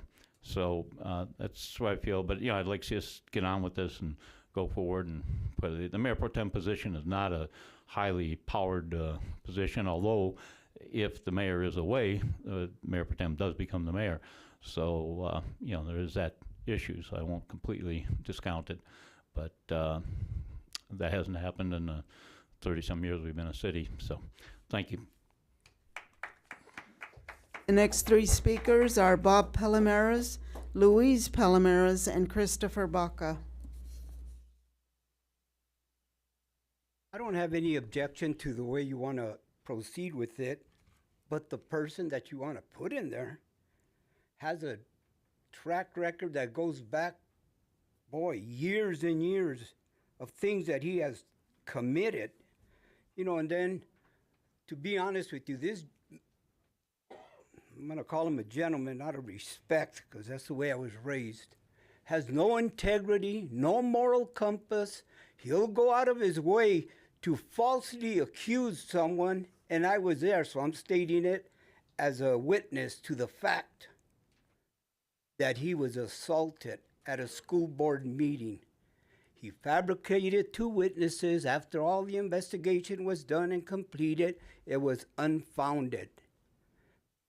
and he didn't even do it at the time that the incident happened, that very day, as he was directed by the head of security from the school district. Told him, David Marcus, call the police now, do the report now. No. He waited the next day because he had to fabricate his 2 witnesses. So in saying that, you know, he's under investigation, and I think this would take effect in November. He might not even be here anyway. If it's up to the AG and everything, you know, he's innocent until proven guilty. But Lord, the way I see it, it's like if a guy just got paroled, he was a bank robber, now he's a work security officer at the bank. You know, that's the way I see him. He's, man, as old as he is and the thing he does, you know, man, sometimes I wonder if he has a conscience. I know he has a dark heart. And, you know, God bless him, you know, that before his days are up, that he shed some light in there. And I'll even say a prayer for him. Thank you. The last 3 speakers are Luis Palomares, Christopher Baca, and Roy Bleckard.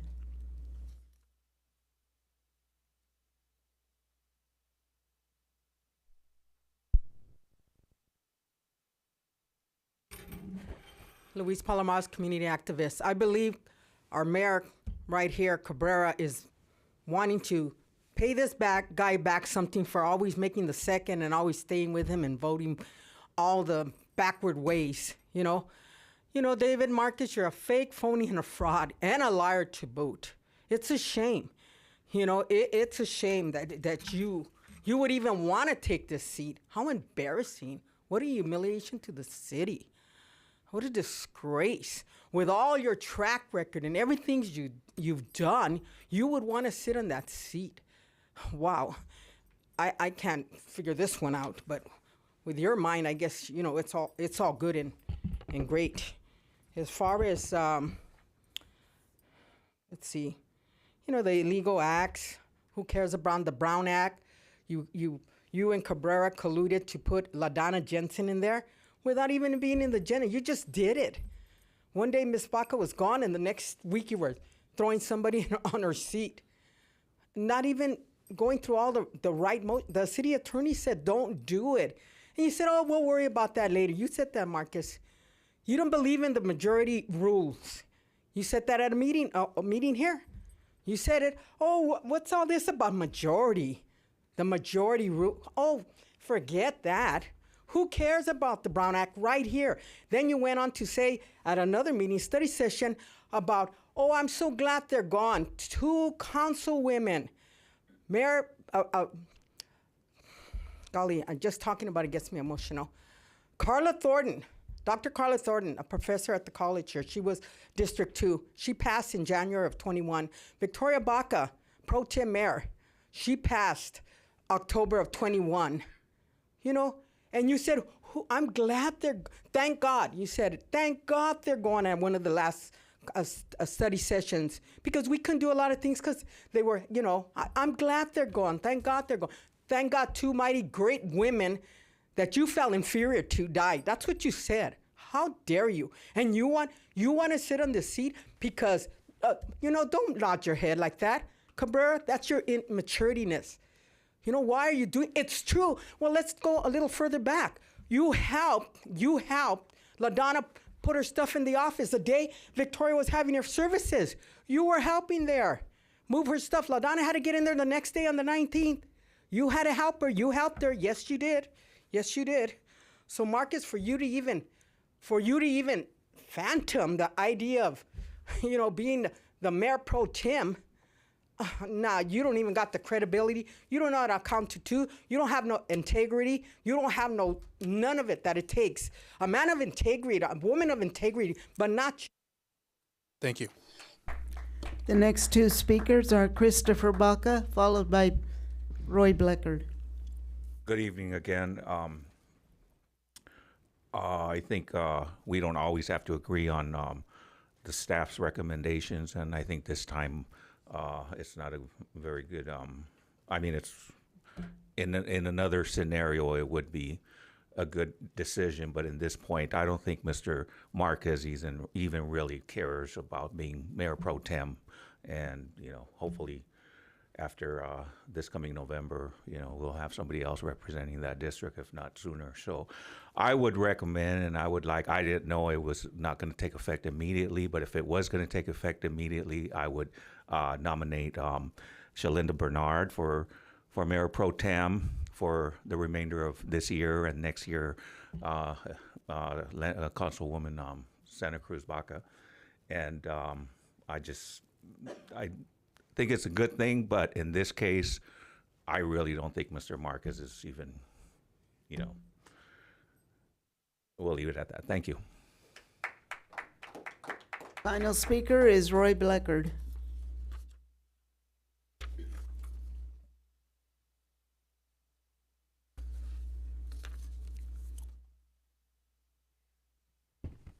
Congratulations, Sean. I think the number 6 now that are second-class citizens is deemed by Dave Marquez, of who he would not apologize to or even dare questioning the veracity of your sitting in that seat where you are. I have no problem with the equal opportunity option or any of these things, but I will say this for the first part.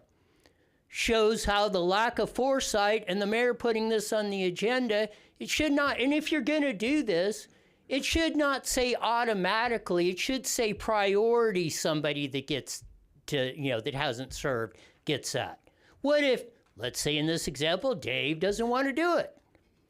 Now, what's the procedure after that? No, this is just like, I believe, the LaDonna Jimson $1,000 political payoff. This is a political payoff for you being in the partners of crime of doing all of what you've done. Well documented, and again, deny this, not here, deny it under oath. I want to see you put it under oath, everything that you guys have said on the council that pertains to the LaDonna Jimson appointment. Then we'll go from there. Then we'll see what the evidence shows. This is what's been wrong with this city. This is what's wrong today. And we have another example that's going to come up in a week. Maybe if we get a different or a mayor pro tem that will say, you know what? We're not going to have 4 meetings in one day in this city because the mayor can. What did you do on Valentine's Day? You moved the meeting. What? Because of your convenience? We all know pretty much, we can all figure out why. And this is the problem of what we have. This is why we're having these discussions. There was no, as we said before, there's no emergency about the mayor pro tem's appointment.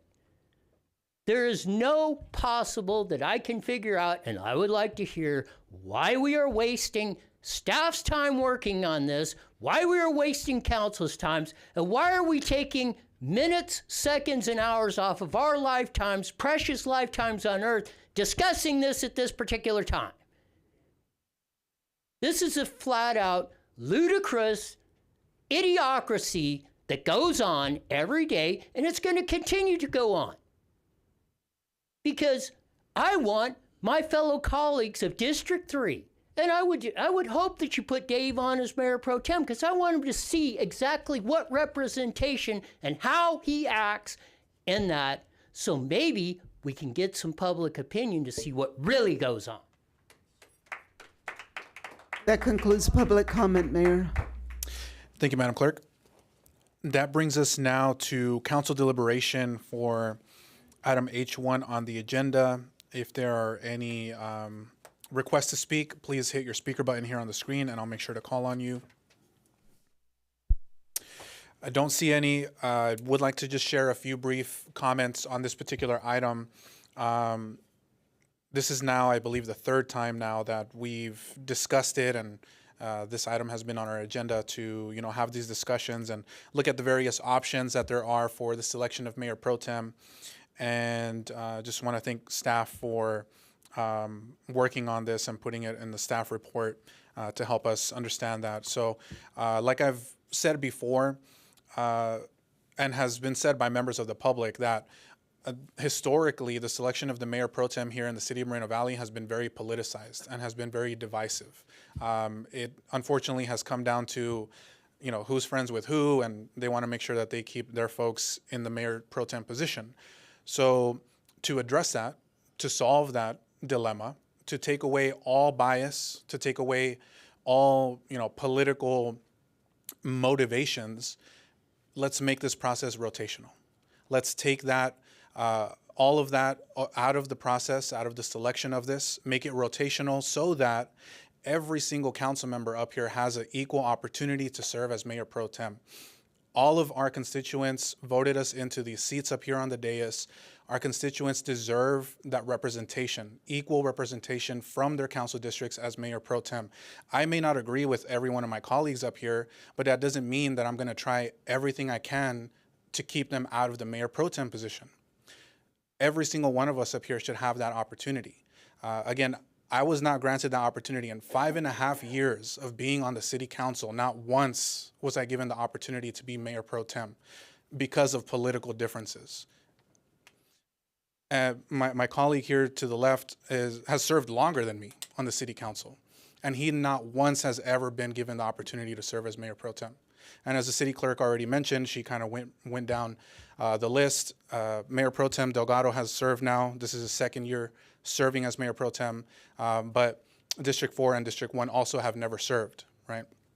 But obviously they were elected at different points in time. So again, at the end of the day, I also spoke to Councilmember Bernard about it, and she supported making this a rotational process.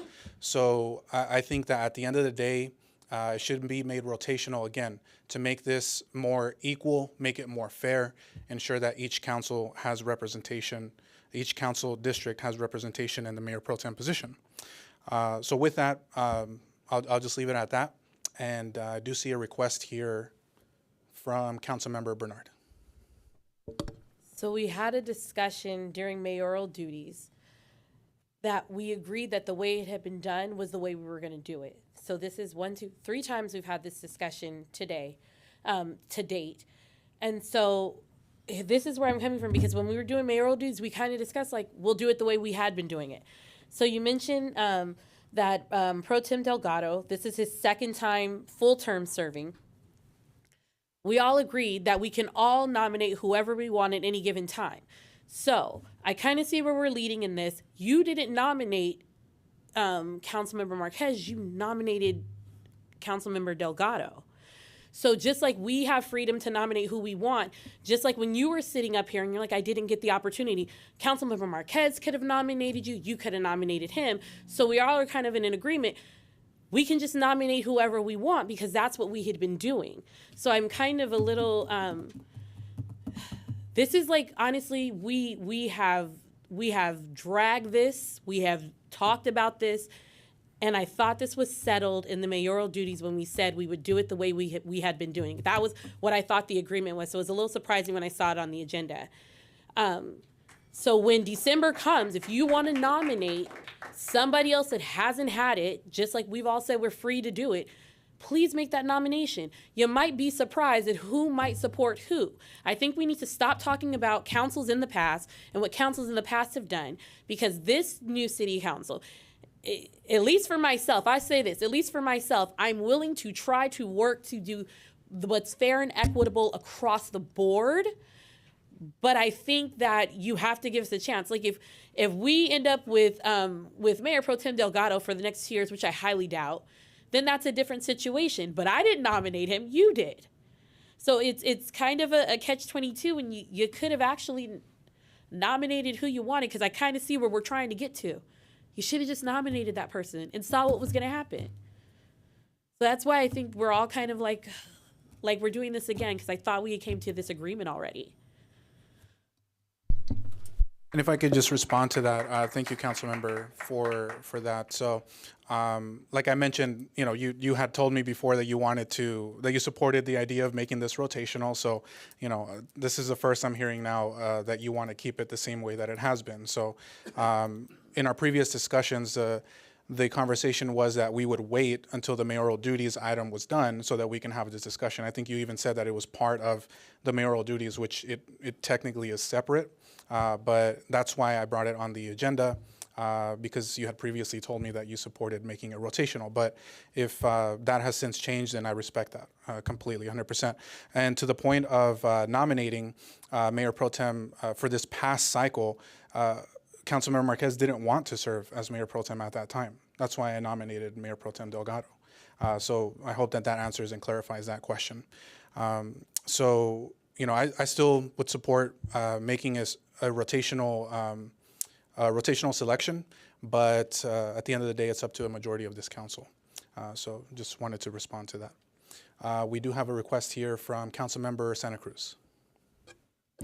I also remember us discussing it during the mayor duties, because the way the mayor duties were written were that only the mayor could nominate the mayor pro tem. So we did discuss it at that time, which was after the first discussion. So maybe you just forgot what we talked about, but we talked about keeping it the same. This also doesn't take into account people who don't want to serve. For instance, you just said the person who would be next didn't want to serve this year. What makes you think he'd want to serve next year? So I would like to motion to keep the process, or to just table this, to not take staff recommendations, to keep it the way it is.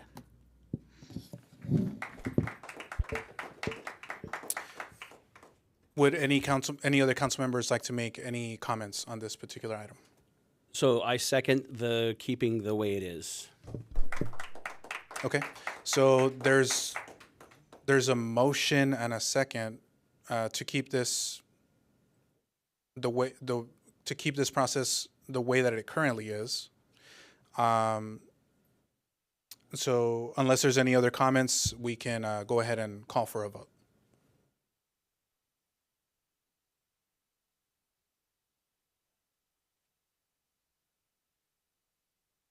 And that the motion passes 3 yeses, 1 no, and 1 abstention. So,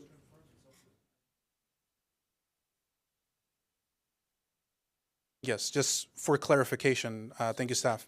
For clarification, the screen shows item H2. Just to correct for the public record. For the record, please. Yeah, I'll Madam Clerk, if you could please clarify. Okay, I just conferred with my staff, and this motion was an added motion because it's different than what was presented. So, but it's correct. Mm-hmm. And it is for item H1. On the screen, it says H2. Yes. But just for the public's clarification, that should say item H1, just so everybody's that's correct. aware. Okay, thank you. Thank you, staff. Okay, so that'll now bring us to item H2, the last item on the H portion of the agenda, which is a resolution opposing Assembly Bill 742, banning the use of law enforcement canines for arrests and apprehensions. And we have a report from our city attorney. Thank you, Mr. Mayor. So one evening I was out walking my dogs, and my neighbor's smart aleck kid came up and told me my 4 short dogs barely add up to a single canine, since each one of them is a K2. And my response to him was, "Isn't it past your bedtime?" Betty Beth, so what you have presented to you today is a resolution that officially, that if adopted, would officially express the City Council's opposition to AB 742, which proposes to ban the use of unleashed law enforcement canines for arrests, apprehensions, and crowd control. The resolution is based on the letter that's contained in the agenda packet that's dated March 15th. It was a letter sent to the chair of the Assembly Committee on Public Safety up in Sacramento, and it was sent on behalf of 17 law enforcement organizations, and each one of them is listed in that letter. And in the letter, here are the following issues that were raised, or concerns by these law enforcement agencies. First, canines provide an effective de-escalation tool and non-lethal force option for law enforcement officers. You know, canines provide a life-preserving alternative to other uses of force Canines play an important role in deterring violence, and they remain an important harm reduction tool for law enforcement. Canines save lives by expediting the surrender of a suspect without the use of deadly force by an officer. Canines save the lives of law enforcement officers who would otherwise have to place themselves in more dangerous and deadly situations to effect an arrest or to otherwise apprehend a concealed suspect. And canines also, without the use of canines, so if AB 742 passes, it's basically going to place both suspects and officers at a heightened risk for serious injury or death. Canines also, these law enforcement agencies also believe that AB 742 is counterproductive. It's a counterproductive intent to eliminate a lawful, effective, and legitimate non-lethal force option in California. And finally, canines provide an invaluable non-lethal force option, I think I already said that, for law enforcement officers in dangerous situations. In that letter, too, it also points out that 90 to 99% of the time, just the mere threat of a dog bite results in fleeing suspects to give up, and that less than 1% of the incidents involving canines result in a dog bite. So the resolution in this agenda packet is basically recites those same reasons or same concerns with respect to the city's opposition to AB 742. So that concludes my remarks. I'm here to answer any questions. Thank you, City Attorney Steve. Any council questions for the City Attorney? City Clerk? Oh, sorry about that. Marquez, go ahead. Staff, when was this received by the city or city clerk? Who can answer this? Is it a It was email? on my desk tonight. Emails? Probably, it might say on there, we received a lot of emails regarding this item. These are printouts of all the emails we received over the past weekend. Yeah, I've seen it on an email before.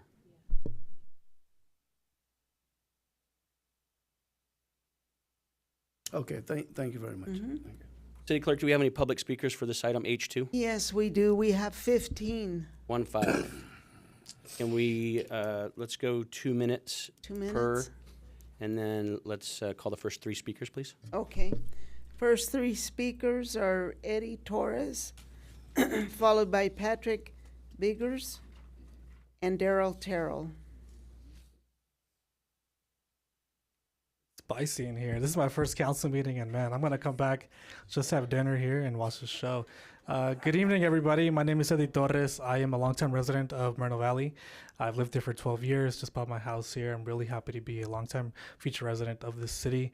I'm also the policy coordinator with the Inland Coalition for Immigrant Justice, and I'm here to talk about this resolution. I stand in opposition to H2. AB 742 seeks to end deeply racialized, traumatic, and harmful practice by prohibiting the use of police canines for arrest, apprehension, or any form of crowd control. Police canines make people fear and further distrust of police. This results in less safety and security for all, especially for communities of color. Using them to attack people creates unnecessary risk. To be clear, this bill will not prevent the use of police canines for search and rescue, explosive detection, and narcotics detection that do not involve biting. And law enforcement agrees that ending the use of canines for crowd control makes sense. I strongly urge you to not support any attempts to oppose AB 742. Our people and our canine companions deserve better. Thank you. The next 3 speakers are Patrick Biggers, Daryl Terrell, and Mary Lou Santisteban.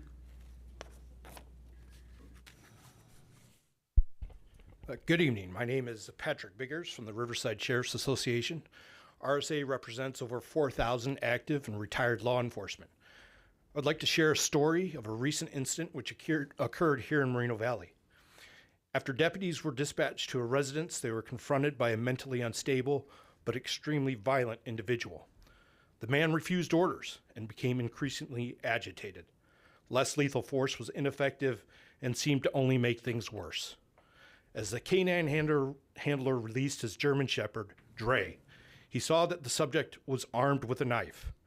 The subject stabbed Dre several times, but Dre also distracted the subject just long enough for the deputies to subdue him without injury.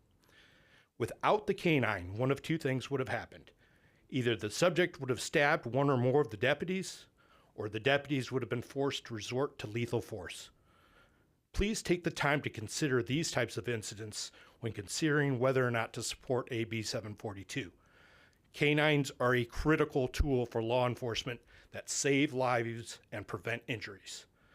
RSA hopes that you will join us in our strong opposition to AB 742. Thank you. The next three speakers are Daryl Terrell, Mary Lutz Santisteban, and Julio de Leon. Hi, my name is Daryl Terrell, and I can say this, we can agree to disagree, but I support this resolution. Our deputy K-9 units are an important non-lethal force option and an effective and de-escalation tool. When K-9s arrive on the scene, just their mere presence often encourage those suspects who may be hiding to surrender and discourage other suspects from fighting or fleeing from officers. There are strong accountability measures already exist in most law enforcement agencies that do not allow for the use of canines in low-level arrests, nonviolent arrests, or for crowd control. Additionally, the use of canines in the law enforcement actually help de-escalate most use of force incidents and keep our police officers, in this case our deputies, and community members safe, and help to avoid the use of deadly force by providing a least option. This vital tool should not be taken away from our deputies, who discreetly utilize this asset at a critical time in protecting our community.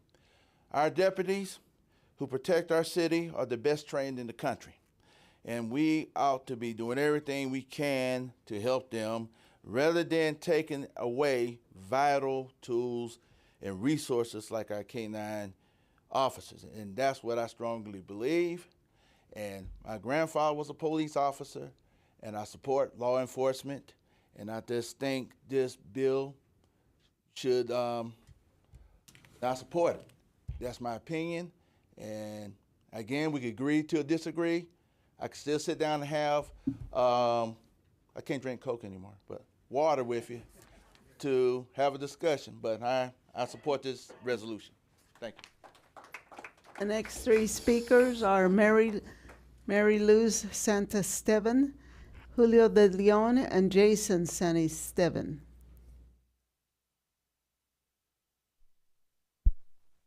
Hello, everyone. First time here, so bear with me. So my name is Mary Luz Santisteban.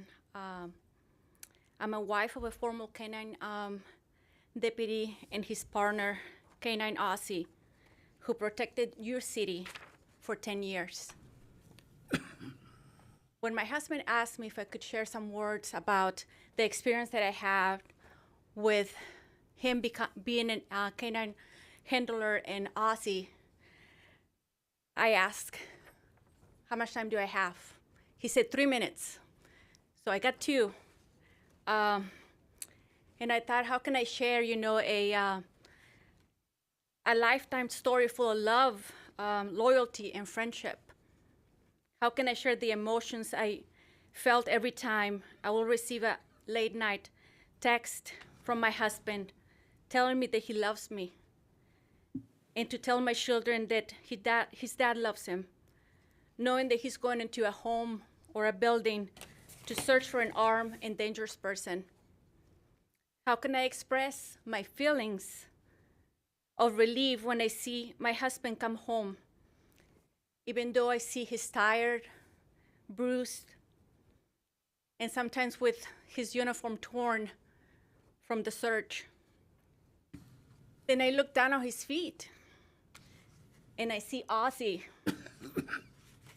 with his tender eyes looking at me. And if he can only speak, he tells me, Mom, don't worry. I will protect Dad and bring him home safe. And that is what Ozzy did for 10 years. He brought my husband home safe to me and my children while protecting your city. Some of the most memorable memories. Thank you, ma'am. Thank you.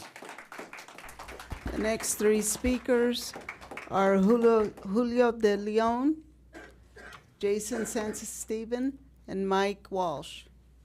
Good evening. My name is Julio De Leon. I'm a lieutenant with the Riverside Sheriff's Office. I have the distinct privilege of representing Sheriff Chad Bianco in Sacramento on all legislative matters.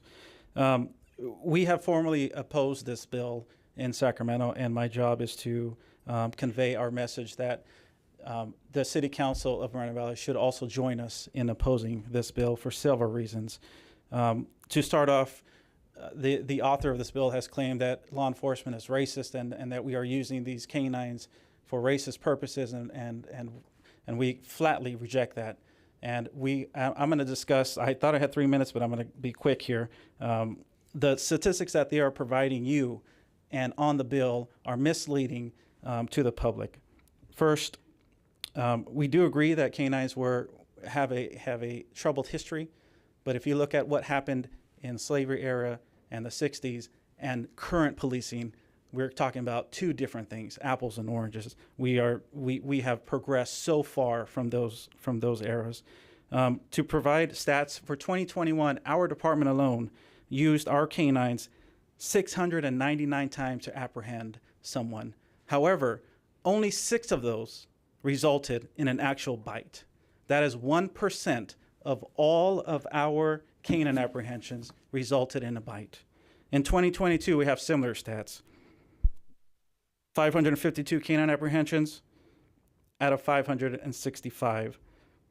Roughly 2% of those people were actually bitten. That's it. 2% of suspects, felony suspects, by the way, were bitten by a canine.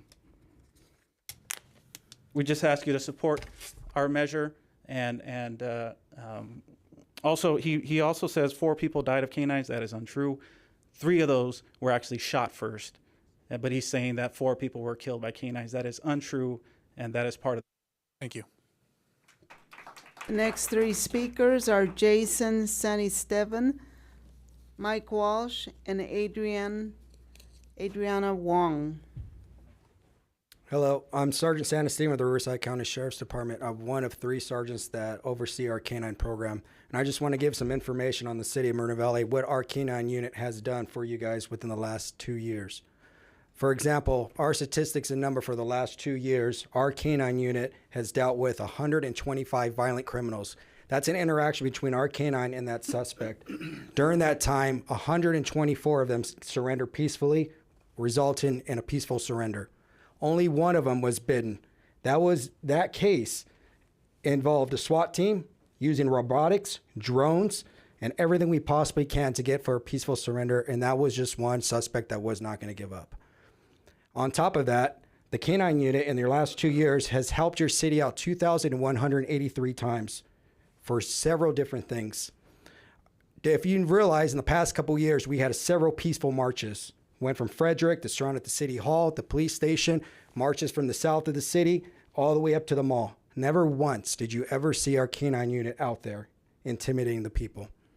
Never once did you see our police dogs taken out of a car during these peaceful protests. It is something that we no longer do in police. On top of that, public demonstrations. We go to schools all the time throughout your city. We are constantly getting requests from elementary schools. Can you bring the canine unit out? For your public safety fair, we are the #1 show that people want to come out and see. It's a public community relations. We bring our dogs out, the public gets to interact with these dogs, and it builds that bond and community trust. Remember, this is a de-escalation tool. In a time in policing where Sacramento and everyone else is pushing de-escalate, why would you take a #1 de-escalation tool that has a success rate of over 99%? I don't understand it. And that's all I have. The next 3 speakers are Mike Walsh, Adriana Wong, and Eva Bertrand. Good evening, folks. Captain Reichel said make it quick, so I'm going to make it quick for you guys. My name is Mike Walsh. I'm a lieutenant with the Riverside County Sheriff's Office. I currently oversee our canine team. Prior to this new promotion to lieutenant, I was a team leader and operator with our SWAT team for over 20 years. Throughout my SWAT career, we have deployed on high-risk search warrants, barricaded suspects, and hostage rescues. Throughout these incidents, we often use police canines in support of our team. These dogs are highly obedient, and they work tightly with our team. These dogs have often identified and found wanted suspects before any contact was made with deputies or by the dog itself. Oftentimes, these dogs solicit the willing surrender of suspects because of the fear of the dogs. We allow them to bite, they show their teeth, people get scared, and they surrender. Ultimate de-escalation tool. The mere presence of these dogs frequently solicit the surrender of suspects, resulting in no force by law enforcement.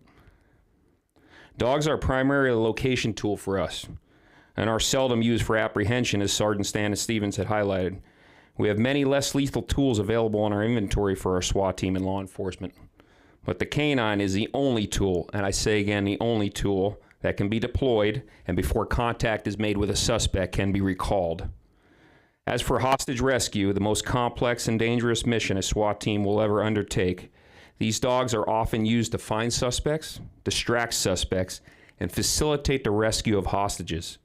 Saving people who are in peril is a very difficult thing to do, especially when suspects are armed with firearms. These dogs are deployed in these rescues with a high probability of being injured or killed in order to save people. There is no other tool that can perform this function. In closing, police dogs save lives, the lives of innocent people, the lives of law enforcement, and believe it or not, suspects. The Riverside County Sheriff's Office uses these dogs with absolute diligence. Thank you. Next three speakers is Adriana Wong, Eva Bertrand, and Vanya Quarles.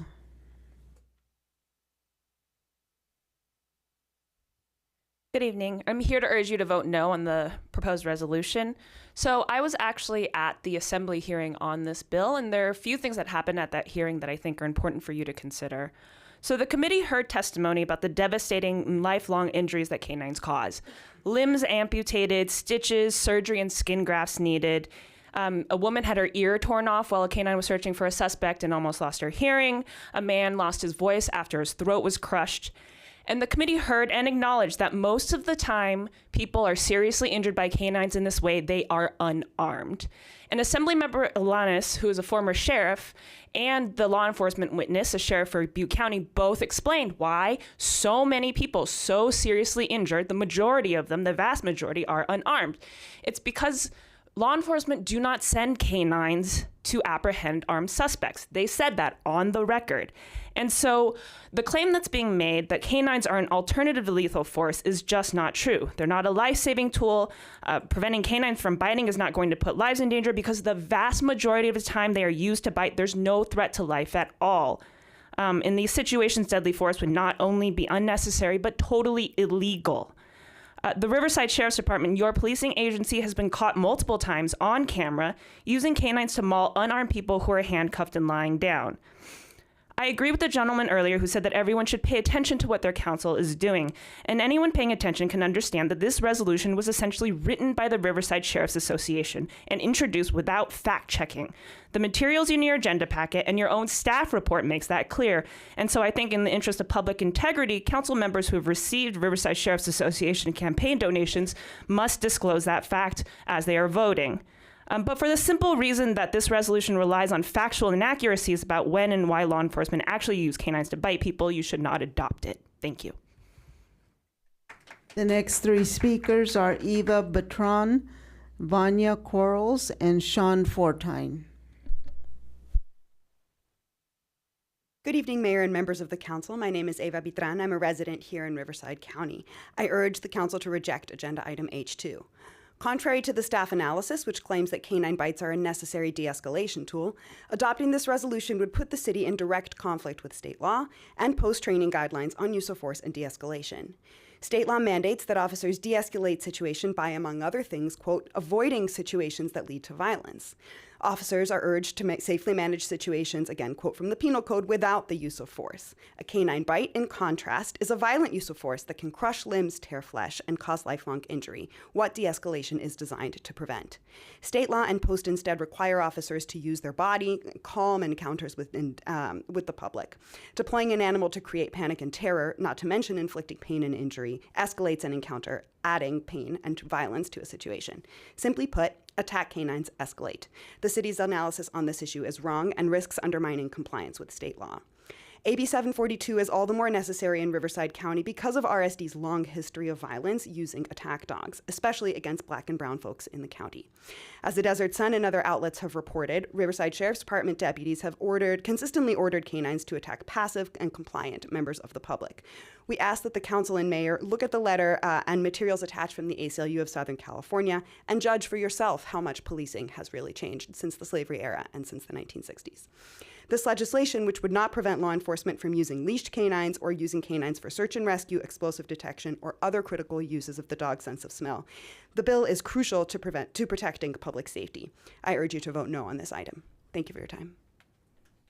The next three speakers are Vanya Quarles, Sean Fortine, and Pete Bleckard.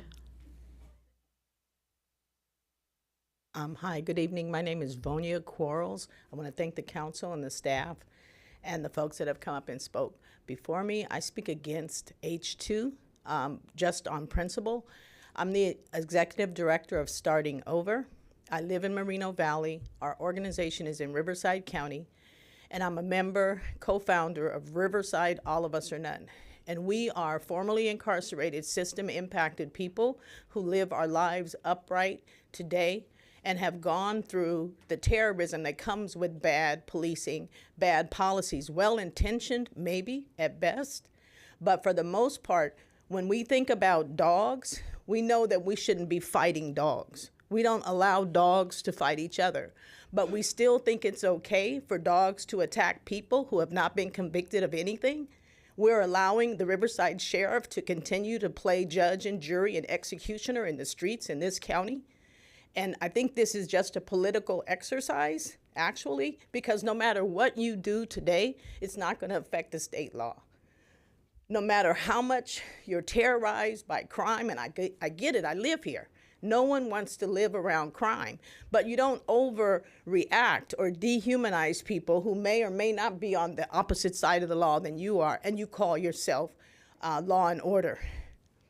I've heard a lot tonight about being above the law. And no one is, whether that's a sheriff or a person that's coming out of a hot wings and being a suspect, coming out from getting hot wings at a hot wing stop and being attacked by dogs because. And so when we look at what the sheriffs are proposing, let's look at the data that backs it up. Let's make sure that there's no racial components to how we're using dogs today before this body votes to continue to allow its use. Thank you. The next three speakers are Sean Fortine, Pete Bleckard, and Donovan Sadiq. Hi, I'm Sean Fortine. I'm in favor of this resolution. Unfortunately, it appears that Corey Jackson is going to try and use racial division to promote his career, regardless of what it does to the cohesiveness of the community. And if he looked at history closer, he'd know that dogs have been used for tracking people in various other purposes since at least Roman times and possibly even the Sumerians and other cultures. But more here and now, it doesn't matter what you use. I mean, we could go back to using batons and flashlights. We could get really trigger happy with tasers. We could use lots of those 40 millimeter rubber bullets. It doesn't matter. The opposition to or the people that support banning the dogs are going to get mad about any of those options.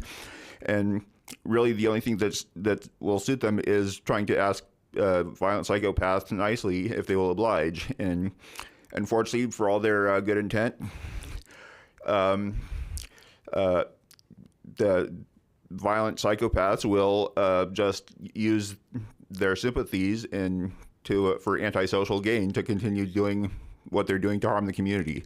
Thank you. The next three speakers are Pete Blecker, Donovan Sadiq, and Russell Schaefer. Well, I support the resolution for many, many reasons. One of them is that there's only another alternative, and that's lead poisoning, and lead poisoning will make you sicker quicker. So if that's your choice of enforcement, then jump right out there. Dogs are not racist. Them dogs are not trained at. They're only trained when you resist being arrested, and you want to fight with a police officer, no matter what it is. If you didn't do the crime, they wouldn't be talking to you. So that's why they try to use the least lethal force that can be used. So I support the resolution. And anything else, the only thing I can say to them anti-police people that don't like anything is they want us to go back to Barney Fife on Mayberry. You carry one bullet and you got to keep it in your pocket. So that's what they want, because there is no other way. They hate law enforcement. They don't want nothing to do with law enforcement. And if that's the way you want to be, then get out there, because anarchy will start. You're only got a little thin line between law enforcement and anarchy. Next three speakers, Donovan Sadiq, Russell Schaefer, and Tom Gerald Sr. All right, council, staff, police, sheriffs, deputies, whatever like that. Critical thinking, everybody. You got to use critical thinking. This is a wedge issue. Nobody loves dogs and cats more than I do. I've got 3 cats and a dog.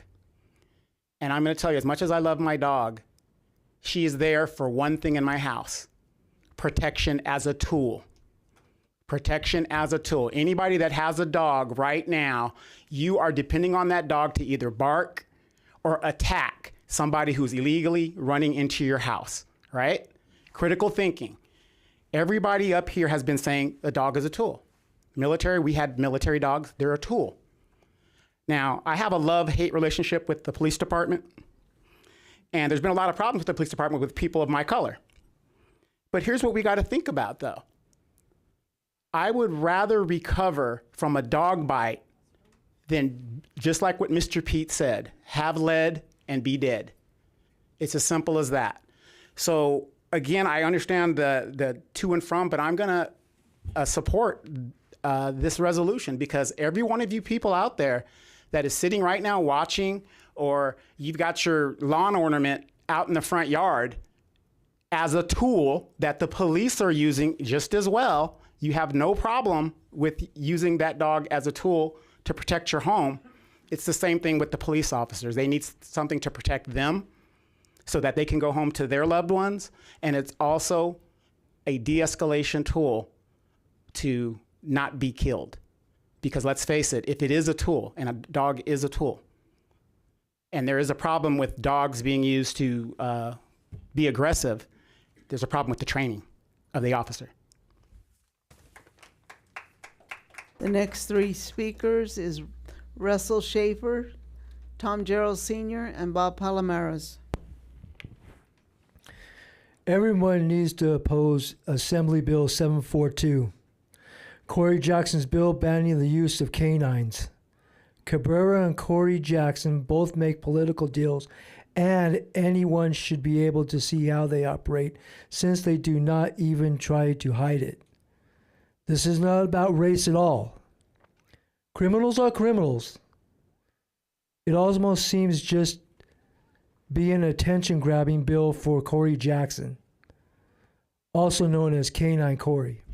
I love dogs, but if my family or any police officer was in danger, I would have to expect these use of canines to apprehend anyone doing harmful activity. I would like to take this opportunity to thank all the police officers, firefighters, and anyone who works in public safety. Let's stop giving attention to the crooked politicians like Corey Jackson and Ulysses Cabrera, who are just attention grabbing. We all know Corey Jackson gave Cabrera $20,000 to fund his mayor campaign. I'm just wondering how Cabrera's going to vote on this. So thank you very much. The next three speakers, Tom Gerald Sr., Bob Palomares, and Louise Palomares.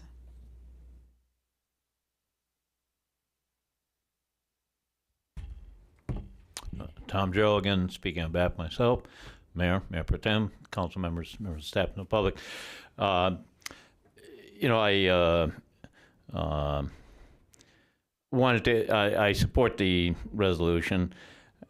You know, I was thinking just the other night when we had that shooting incident, and it was extensive.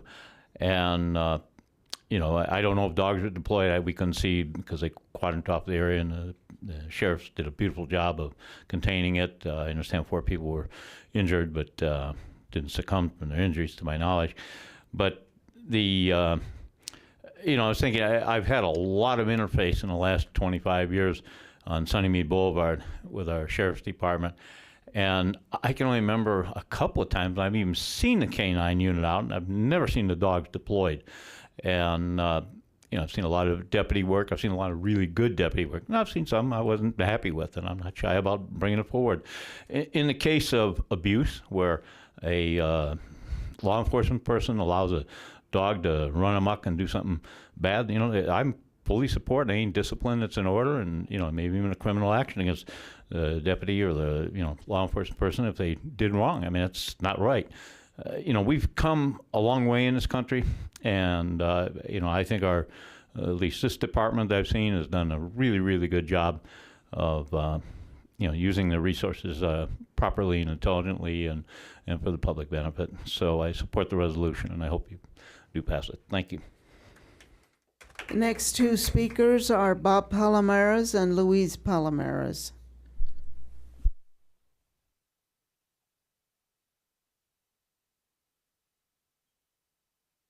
I'm in favor of opposing this Bill 742. You know, what right does a politician have to endanger the lives of police officers and the public on scare tactics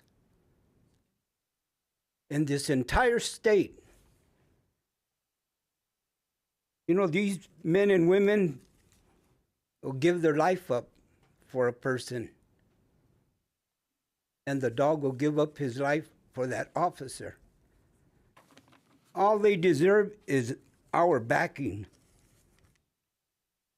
We need to stand with them, not against them.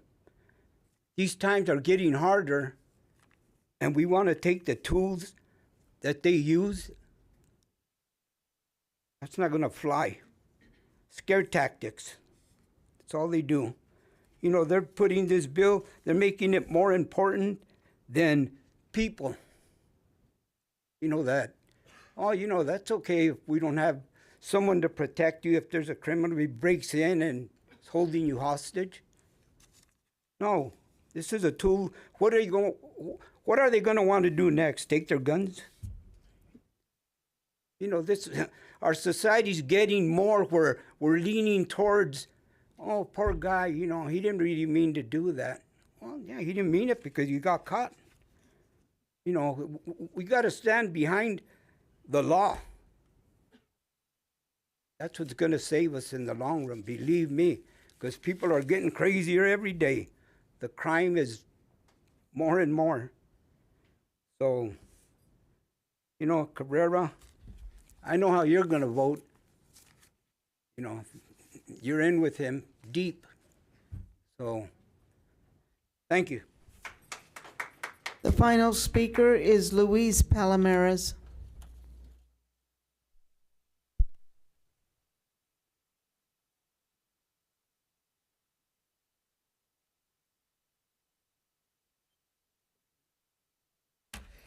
Louise Palomares, community activist. Yeah, we know how you're going to vote, Cabrera. You owe Corey Jackson, the mayor of Moreno Valley, right? Also known as Canine Corey, because this is the bill he wants to pass. You know, when there's a building and there's a suspect in there that broke the law and it's dark in there, and he's hiding from officers, and they got the building surrounded. You know, you want to send an officer in there in the dark? You got a dog. Send the canine in there. You could smell that guy out in the dark. In the dark. Or if a school was under siege. How are we going to take a tool, an important tool, away from our sheriffs all across the state of California? Wow, Canine Corey. Wow, it's unbelievable the things he wants to do. You know, he's making it it's about people. It's not about race, it's about saving lives. It's about saving officers. They don't have to go in there and put their life in jeopardy like this officer's wife said right now, that, golly, my husband came home 10 years already because he's had that tool he had the tool of the canine to help him and to keep him safe. I even hate to say this, I'd rather have a dog go down than an officer or another human being. The guy has saved the criminal's life because he's going to do some time in jail, but at least he's going to have a leg or an arm still. He's not going to be dead. So that's my I support the sheriffs and what they're doing for us. And I just get emotional hearing about this because I know it's all about politics and we got to pay Corey Jackson back and everything else. We owe him big. Thank you. The final there's one more speaker, Mayor. Roy Bleckard.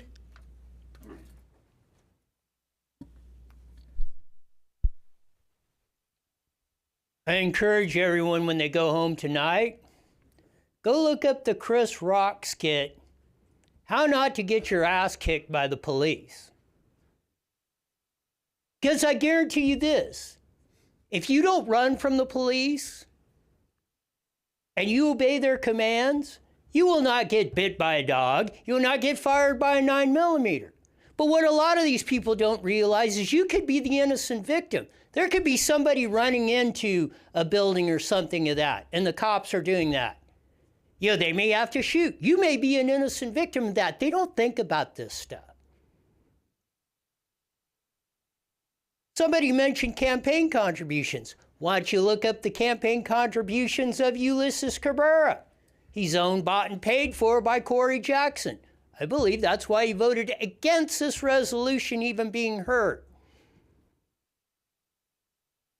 Corey Jackson from this area, Ulysses Cabrera, have sat there. I saw you at his campaign kickoff, at his public meeting, first one in Moreno Valley, with the canines are racist. I want you to tell me where Chief Reichel, Sheriff Chad, they get up in the day and say, yeah, we're not only going to shoot and that and racist this, we're sending the dogs after them too. That's total BS. And again, as I put out the effort, Ulysses Cabrera, Corey Jackson, sit in there, we'll debate this till the cows come home. Corey, and you say you got statistics to back this up, then let's put them out there. Let's put it out in front of there. Quit hiding behind the dais or everything else. Let's have a public debate about this. Because not only are you putting our officers in danger with this bill, you are putting us, the public, in danger all across the board, and that cannot stand. Oppose 742 and everybody that supports it. Thank you. That concludes public comment, Mayor. Thank you, Madam Clerk. That brings us now to council deliberation on item H2, if desired. If you would like to deliberate, please hit your speaker button and I will call on you. We have one request here from Councilmember Marquez. Thank you, Mayor. I want to make sure this goes on record for tonight. I never received any of this through emails. I just got this tonight. I'm not Martinez, I'm Marquez. It was addressed to Martinez. It won't go to my email box. So don't sit up here and tell me that I received this, because I did not. I can't make an intelligent decision tonight on this. I've heard both ends of it, and there's a lot in here to read. There's opposing it, There's some opposing it. There's some that it's a lot of reading material here. And I can't honestly make a decision tonight on this resolution. I just can't until I can read all this. So I just want to make sure it's on record that I did not receive any of this package on emails. I received it tonight on my desk at 5:45. Thank you.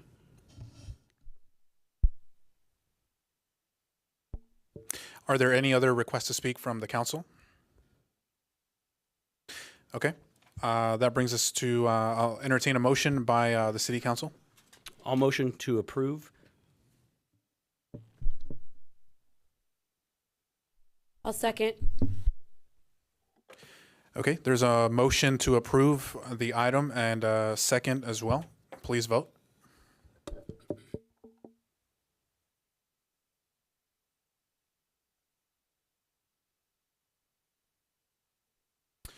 That item passes 3 yeses, 1 no, 1 abstention.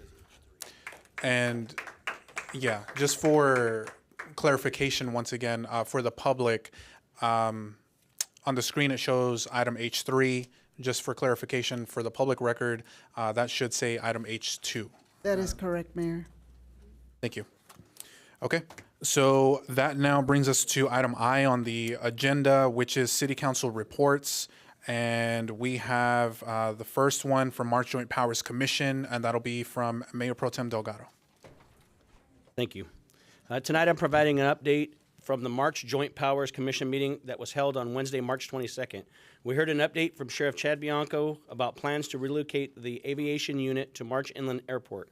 We approved withdrawing the sale of Green Acres to support the military housing needs at March. Finally, we approved the JPA's legislative platform for 2023. And that concludes my update on the March Joint Powers Commission meeting held on March 22nd. Thank you. Next, we have Western Riverside Council of Governments from Councilmember Santa Cruz. Thank you. The Western Riverside Council of Governments Executive Committee meeting was held on April 3rd, 2023. It included the approval of the WRCOG 2022 through 2027 strategic plan. And also, we approved, each year at the General Assembly, they select individuals or organizations who exemplify community service, leadership, and outstanding contributions to improving the quality of life in Western Riverside County. Last month, I nominated the Moreno Valley College Corps after I met with them at the Moreno Valley Beautify Mobile cleanup event. I learned about their program. I researched it. The students there spend 450 hours of service with the College Corps, and their purpose is to provide college students the opportunity to serve their communities in critical issues such as climate action, education, and food insecurity. So the WRCOG did approve their my nomination, and they will be receiving the Community Service Award at the General Assembly. This concludes my report. Thank you. Next, we have 2 reports, one from RTA and another one from RCA, and that will be updated by Councilmember David Marquez. Thank you, Mayor. Tonight I'm providing an update from the RTA Board of Directors meeting held on March 23rd. The board authorized staff to join the Allegiance for Renewable Clean Hydrogen Energy Systems and apply to the Regional Clean Hydrogen Hub funding opportunity. The board also approved and adopted amendments to the agency's Conflict of Interest Code. That concludes my report from RTA. RCA, items covered at the RCA Board of Directors meeting on April 3rd, 2023 included status report on acquisitions made by RCA. The first month of the new year, calendar year, one parcel was acquired through donations, approximate 19 acres to the reserves. That concludes my report on the RTA Board of Directors. Thank you. Thank you. That'll conclude the City Council reports. That brings us to item I2 on the agenda, and we do not have an Employee Association report tonight. Next, we have item A3, the famous city manager's report. Thank you, Mayor, Member, City Council. Just 3 items tonight. As you know, we're in spring, and it's a great time for spring cleaning. We're going to make it very, very easy for residents. So we actually have 2 events that are happening that's going to help you with your spring cleaning. First is our free dump day. This is going to be on Saturday, April 8th. From 6 to 12. This is a first come, first served basis. This is at the Badlands landfill. This is something that the council wanted us to do. We negotiated really hard with the county to get this taken care of. So these are free dump days only for Moreno Valley residents. So you got to show your ID to take advantage of this free dump day. The second item is actually we have our house hazardous and electronic waste pickup. This is going to be on April 22nd. This is going to be from 9 a.m. to 2 p.m. This is going to be at the city yard. You'll enter at the Santiago Drive entrance, which is 25180 Santiago Drive, and you'll exit out the Paris Boulevard entrance. Once again, this is a free event for our residents as well. And lastly, just another announcement, another award for the city. Just recently, we received a national award. This is from the American Planning Association for the national chapter. This is for the best practice in economic development. And this is actually for our project for the Kaiser Master Plan project, which was approved by council. And it was right before when we had COVID. And with the council support, we're able to maintain and keep the development process open and also during the permitting process, review all the plans, and it's not just for the Kaiser project, for all the projects. So as a lot of cities were shut down, we actually kept our development services counter open so we could review plans and do all the plan check. And we actually received a national award from the American Planning Association. We're really proud of this award. This is our first national award from the APA for our planning division. So thank you, Council, for your support for our development services team. And as you can see, there's a lot of construction happening because we kept our development services open during COVID. And the Kaiser Phase 1 is going to be opening probably summer of this year. So get ready for a grand opening of Kaiser Phase 1 during summer this year. So thank you very much. Congratulations to our staff. We're going to have to invest into more shelves because you keep bringing in those awards. Y'all are doing absolutely amazing. Hats off to you. That brings us now to our closing comments from the City Council. And first up, we have Councilmember Blanca Santa Cruz. Thank you. Well, it wasn't as long as we thought it was going to be. But over last week, I was invited to attend the Moreno Valley Sheriff's Station volunteer dinner that happened on opening night. So I spent that night with Chief Reichel. So thank you for the invitation. At that dinner, we awarded the explorers, some of them here present, here tonight with us, with dinner, brought their families in, showed a video of what they do in the Explorer program, as well as our community volunteers. They had one of the gentlemen received an award for giving the most number of citations. I understand most of those citations were for people parking in a handicapped space. Without a placard, so we're out there doing patrols. They're also watching like traffic accidents, so our officers can move on to more higher priority calls. So we really could not do as much as we do without our volunteers. So I was honored to be invited to a dinner to celebrate their giving up their time. You know, even that night, they could have been home watching a game, but instead they came out to volunteer for their community that they love. So I appreciate them, and I appreciate the invitation. It was an honor to attend. I also attended the Easter egg hunts over the weekend, and it is true that we did ask you to find childcare, leave your babies at home. And unfortunately, again, we're unable to follow our own rules. So we'll do better. There has been comments tonight that either there was some resolution, there was training, trainings were done, were not done, but I'm here to tell you that there were 2 resolutions of censure here at this dais. One was on November 1st, and that was for the harassment of a city employee. That's Resolution 2022-86, and that one reads, a resolution of the City Council of the City of Moreno Valley, California, approving the censure of Councilmember Ulysses Cabrera for violating city policies and recommending 2 hours of harassment and sensitivity training. The second resolution was passed on December 20th.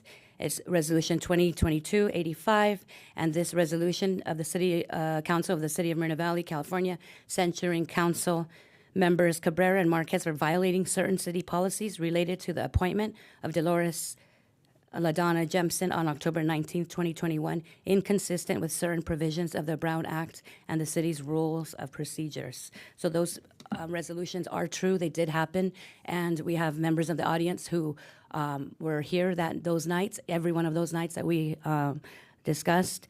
And finally, there was a baby in the audience tonight. There was small noises, but not any louder than when people are at the dais and somebody says yes or no in the room and they're interrupted.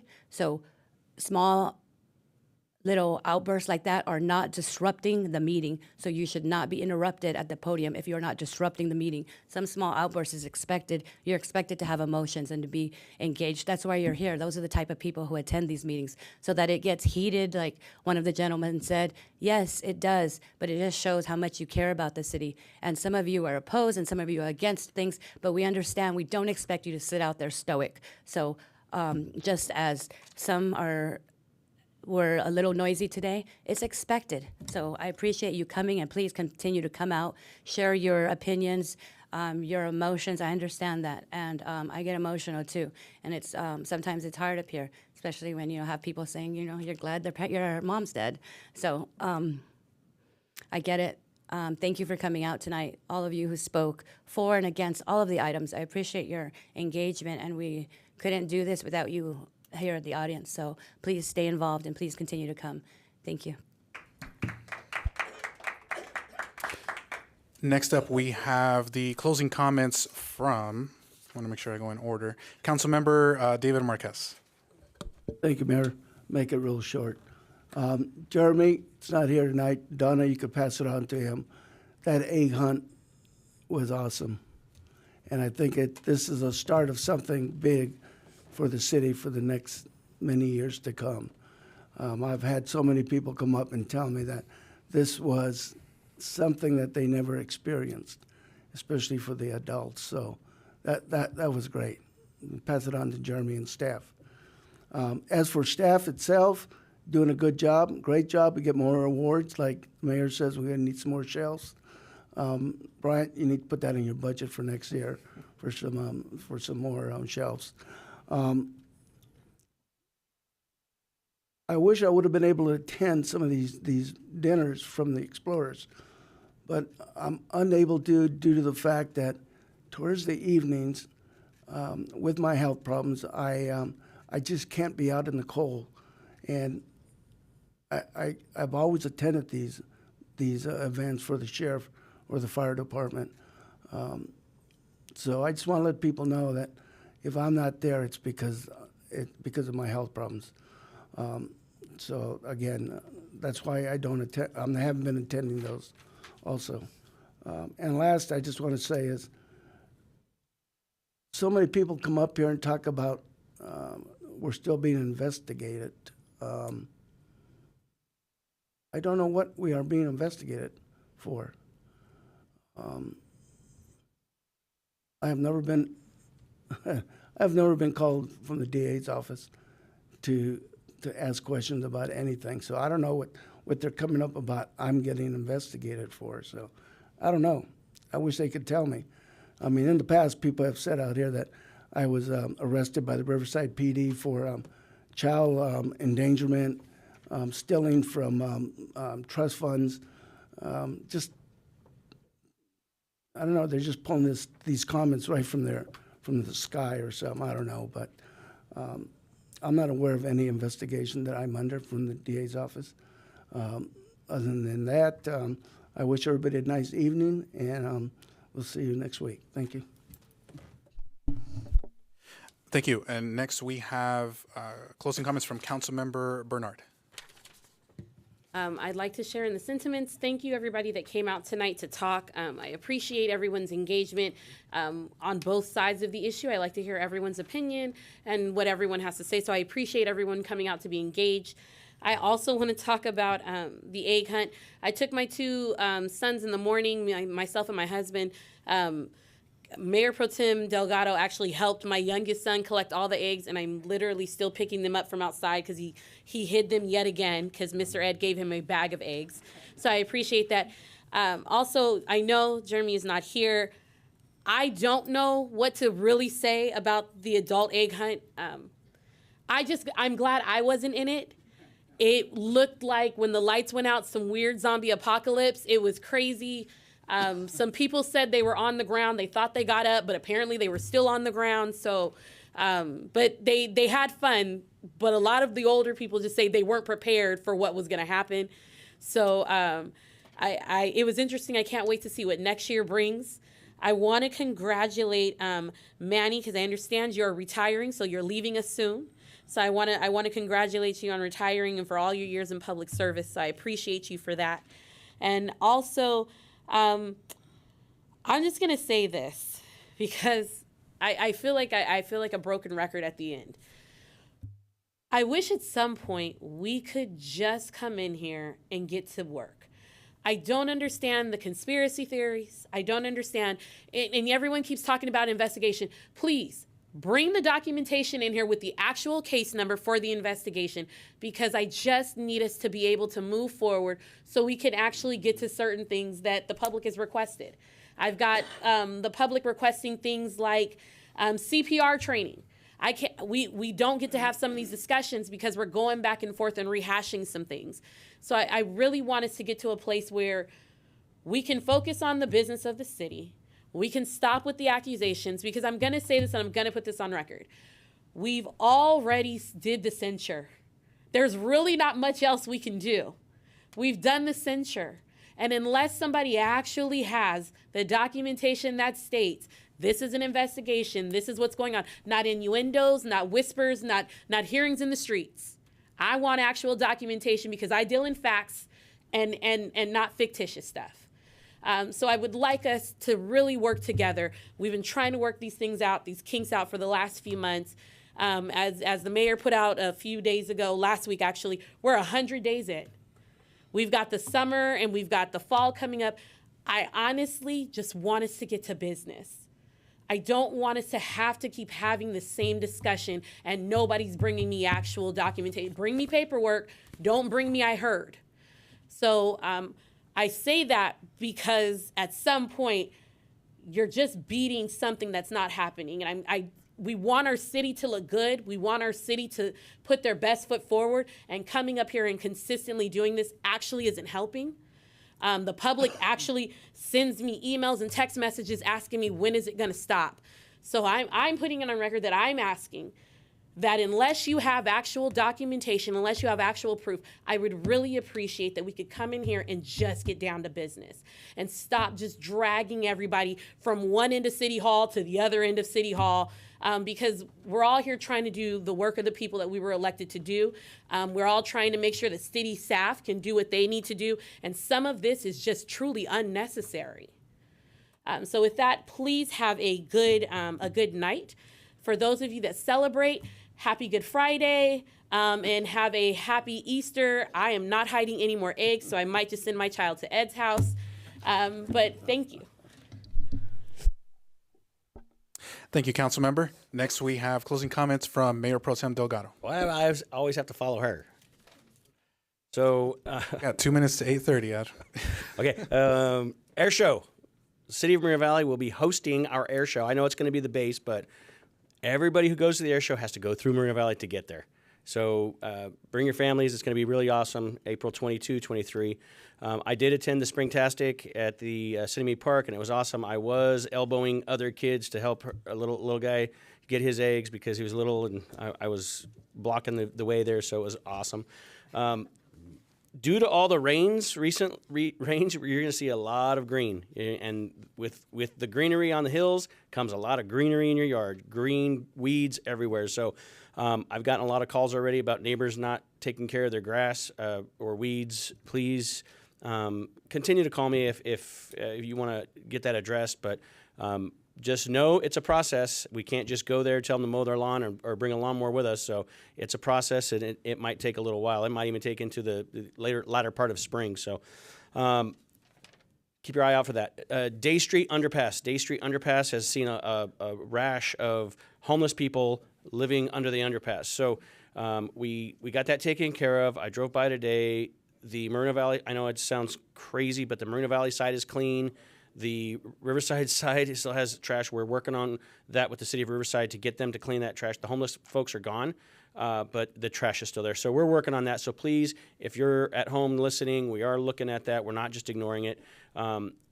If you'll notice, the Pigeon Pass underpass has fencing under it to prevent the homeless from living under that. We're going to request that Caltrans do the same thing for the Day Street underpass, so that will never be an issue again. So I visited the senior center a little bit ago, and we talked about what they need besides the expansion. And Councilmember Marquez was right; they are excited to get that expansion done.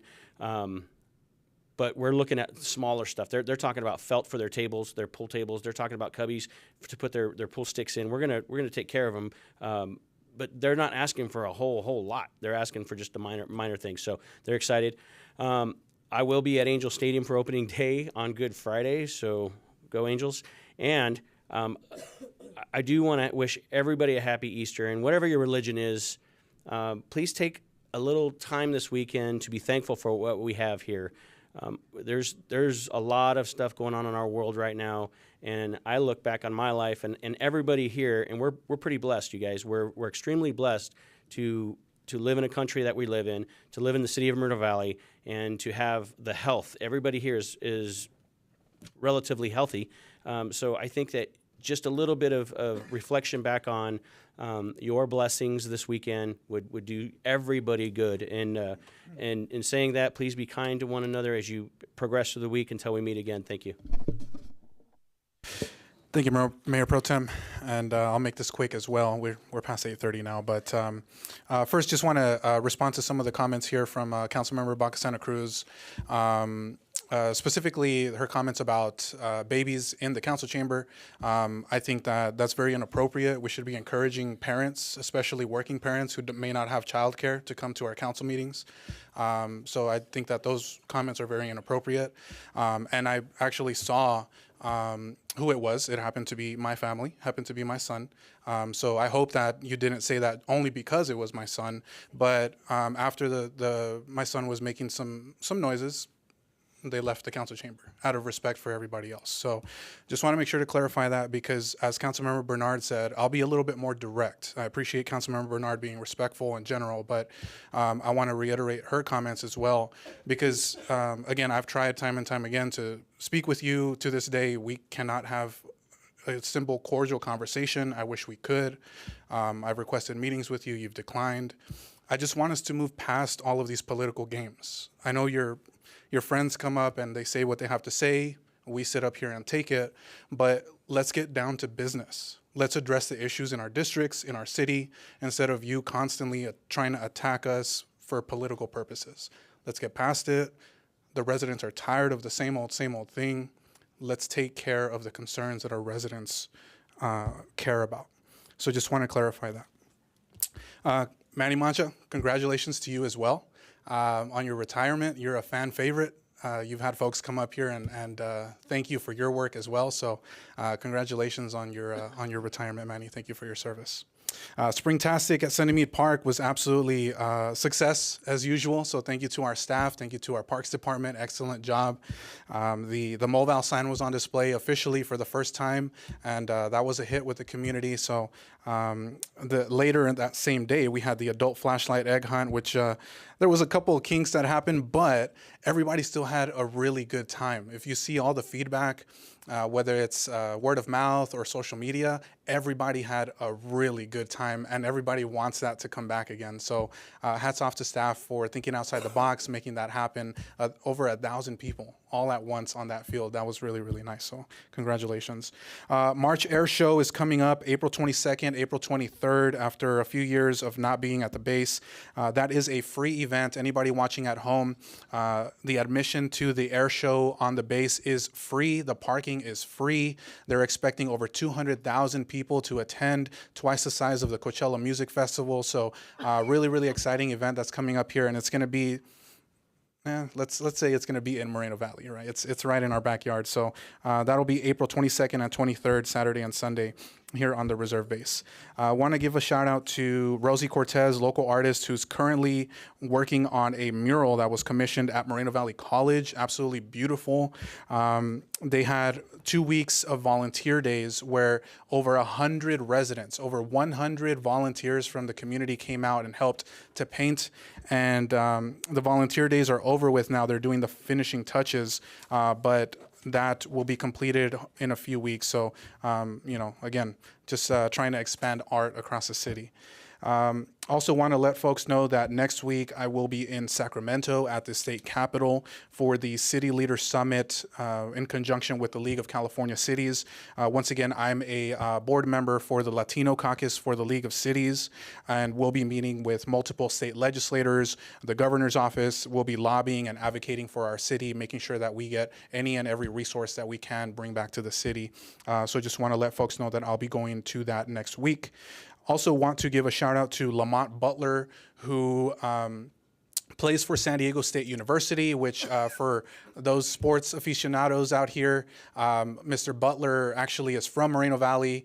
He went to high school in Riverside and then ended up at San Diego State University, but they made it to the NCAA championship. Unfortunately, they didn't win the game, but he did have a buzzer beater in the game, to send them to the championship. So that's the same school that Kawhi Leonard actually went to. So just really, really happy to see that we're having local talent, achieve success and representing the city of Moreno Valley in the process as well. So want to congratulate him. Also, happy Easter to everyone who recognizes Easter. That is this weekend. So a happy Easter to everybody who recognizes and participates in that. And with that, just want to wish everyone a good night. And we will go ahead and adjourn today's meeting at 8:36 p.m. Thank you.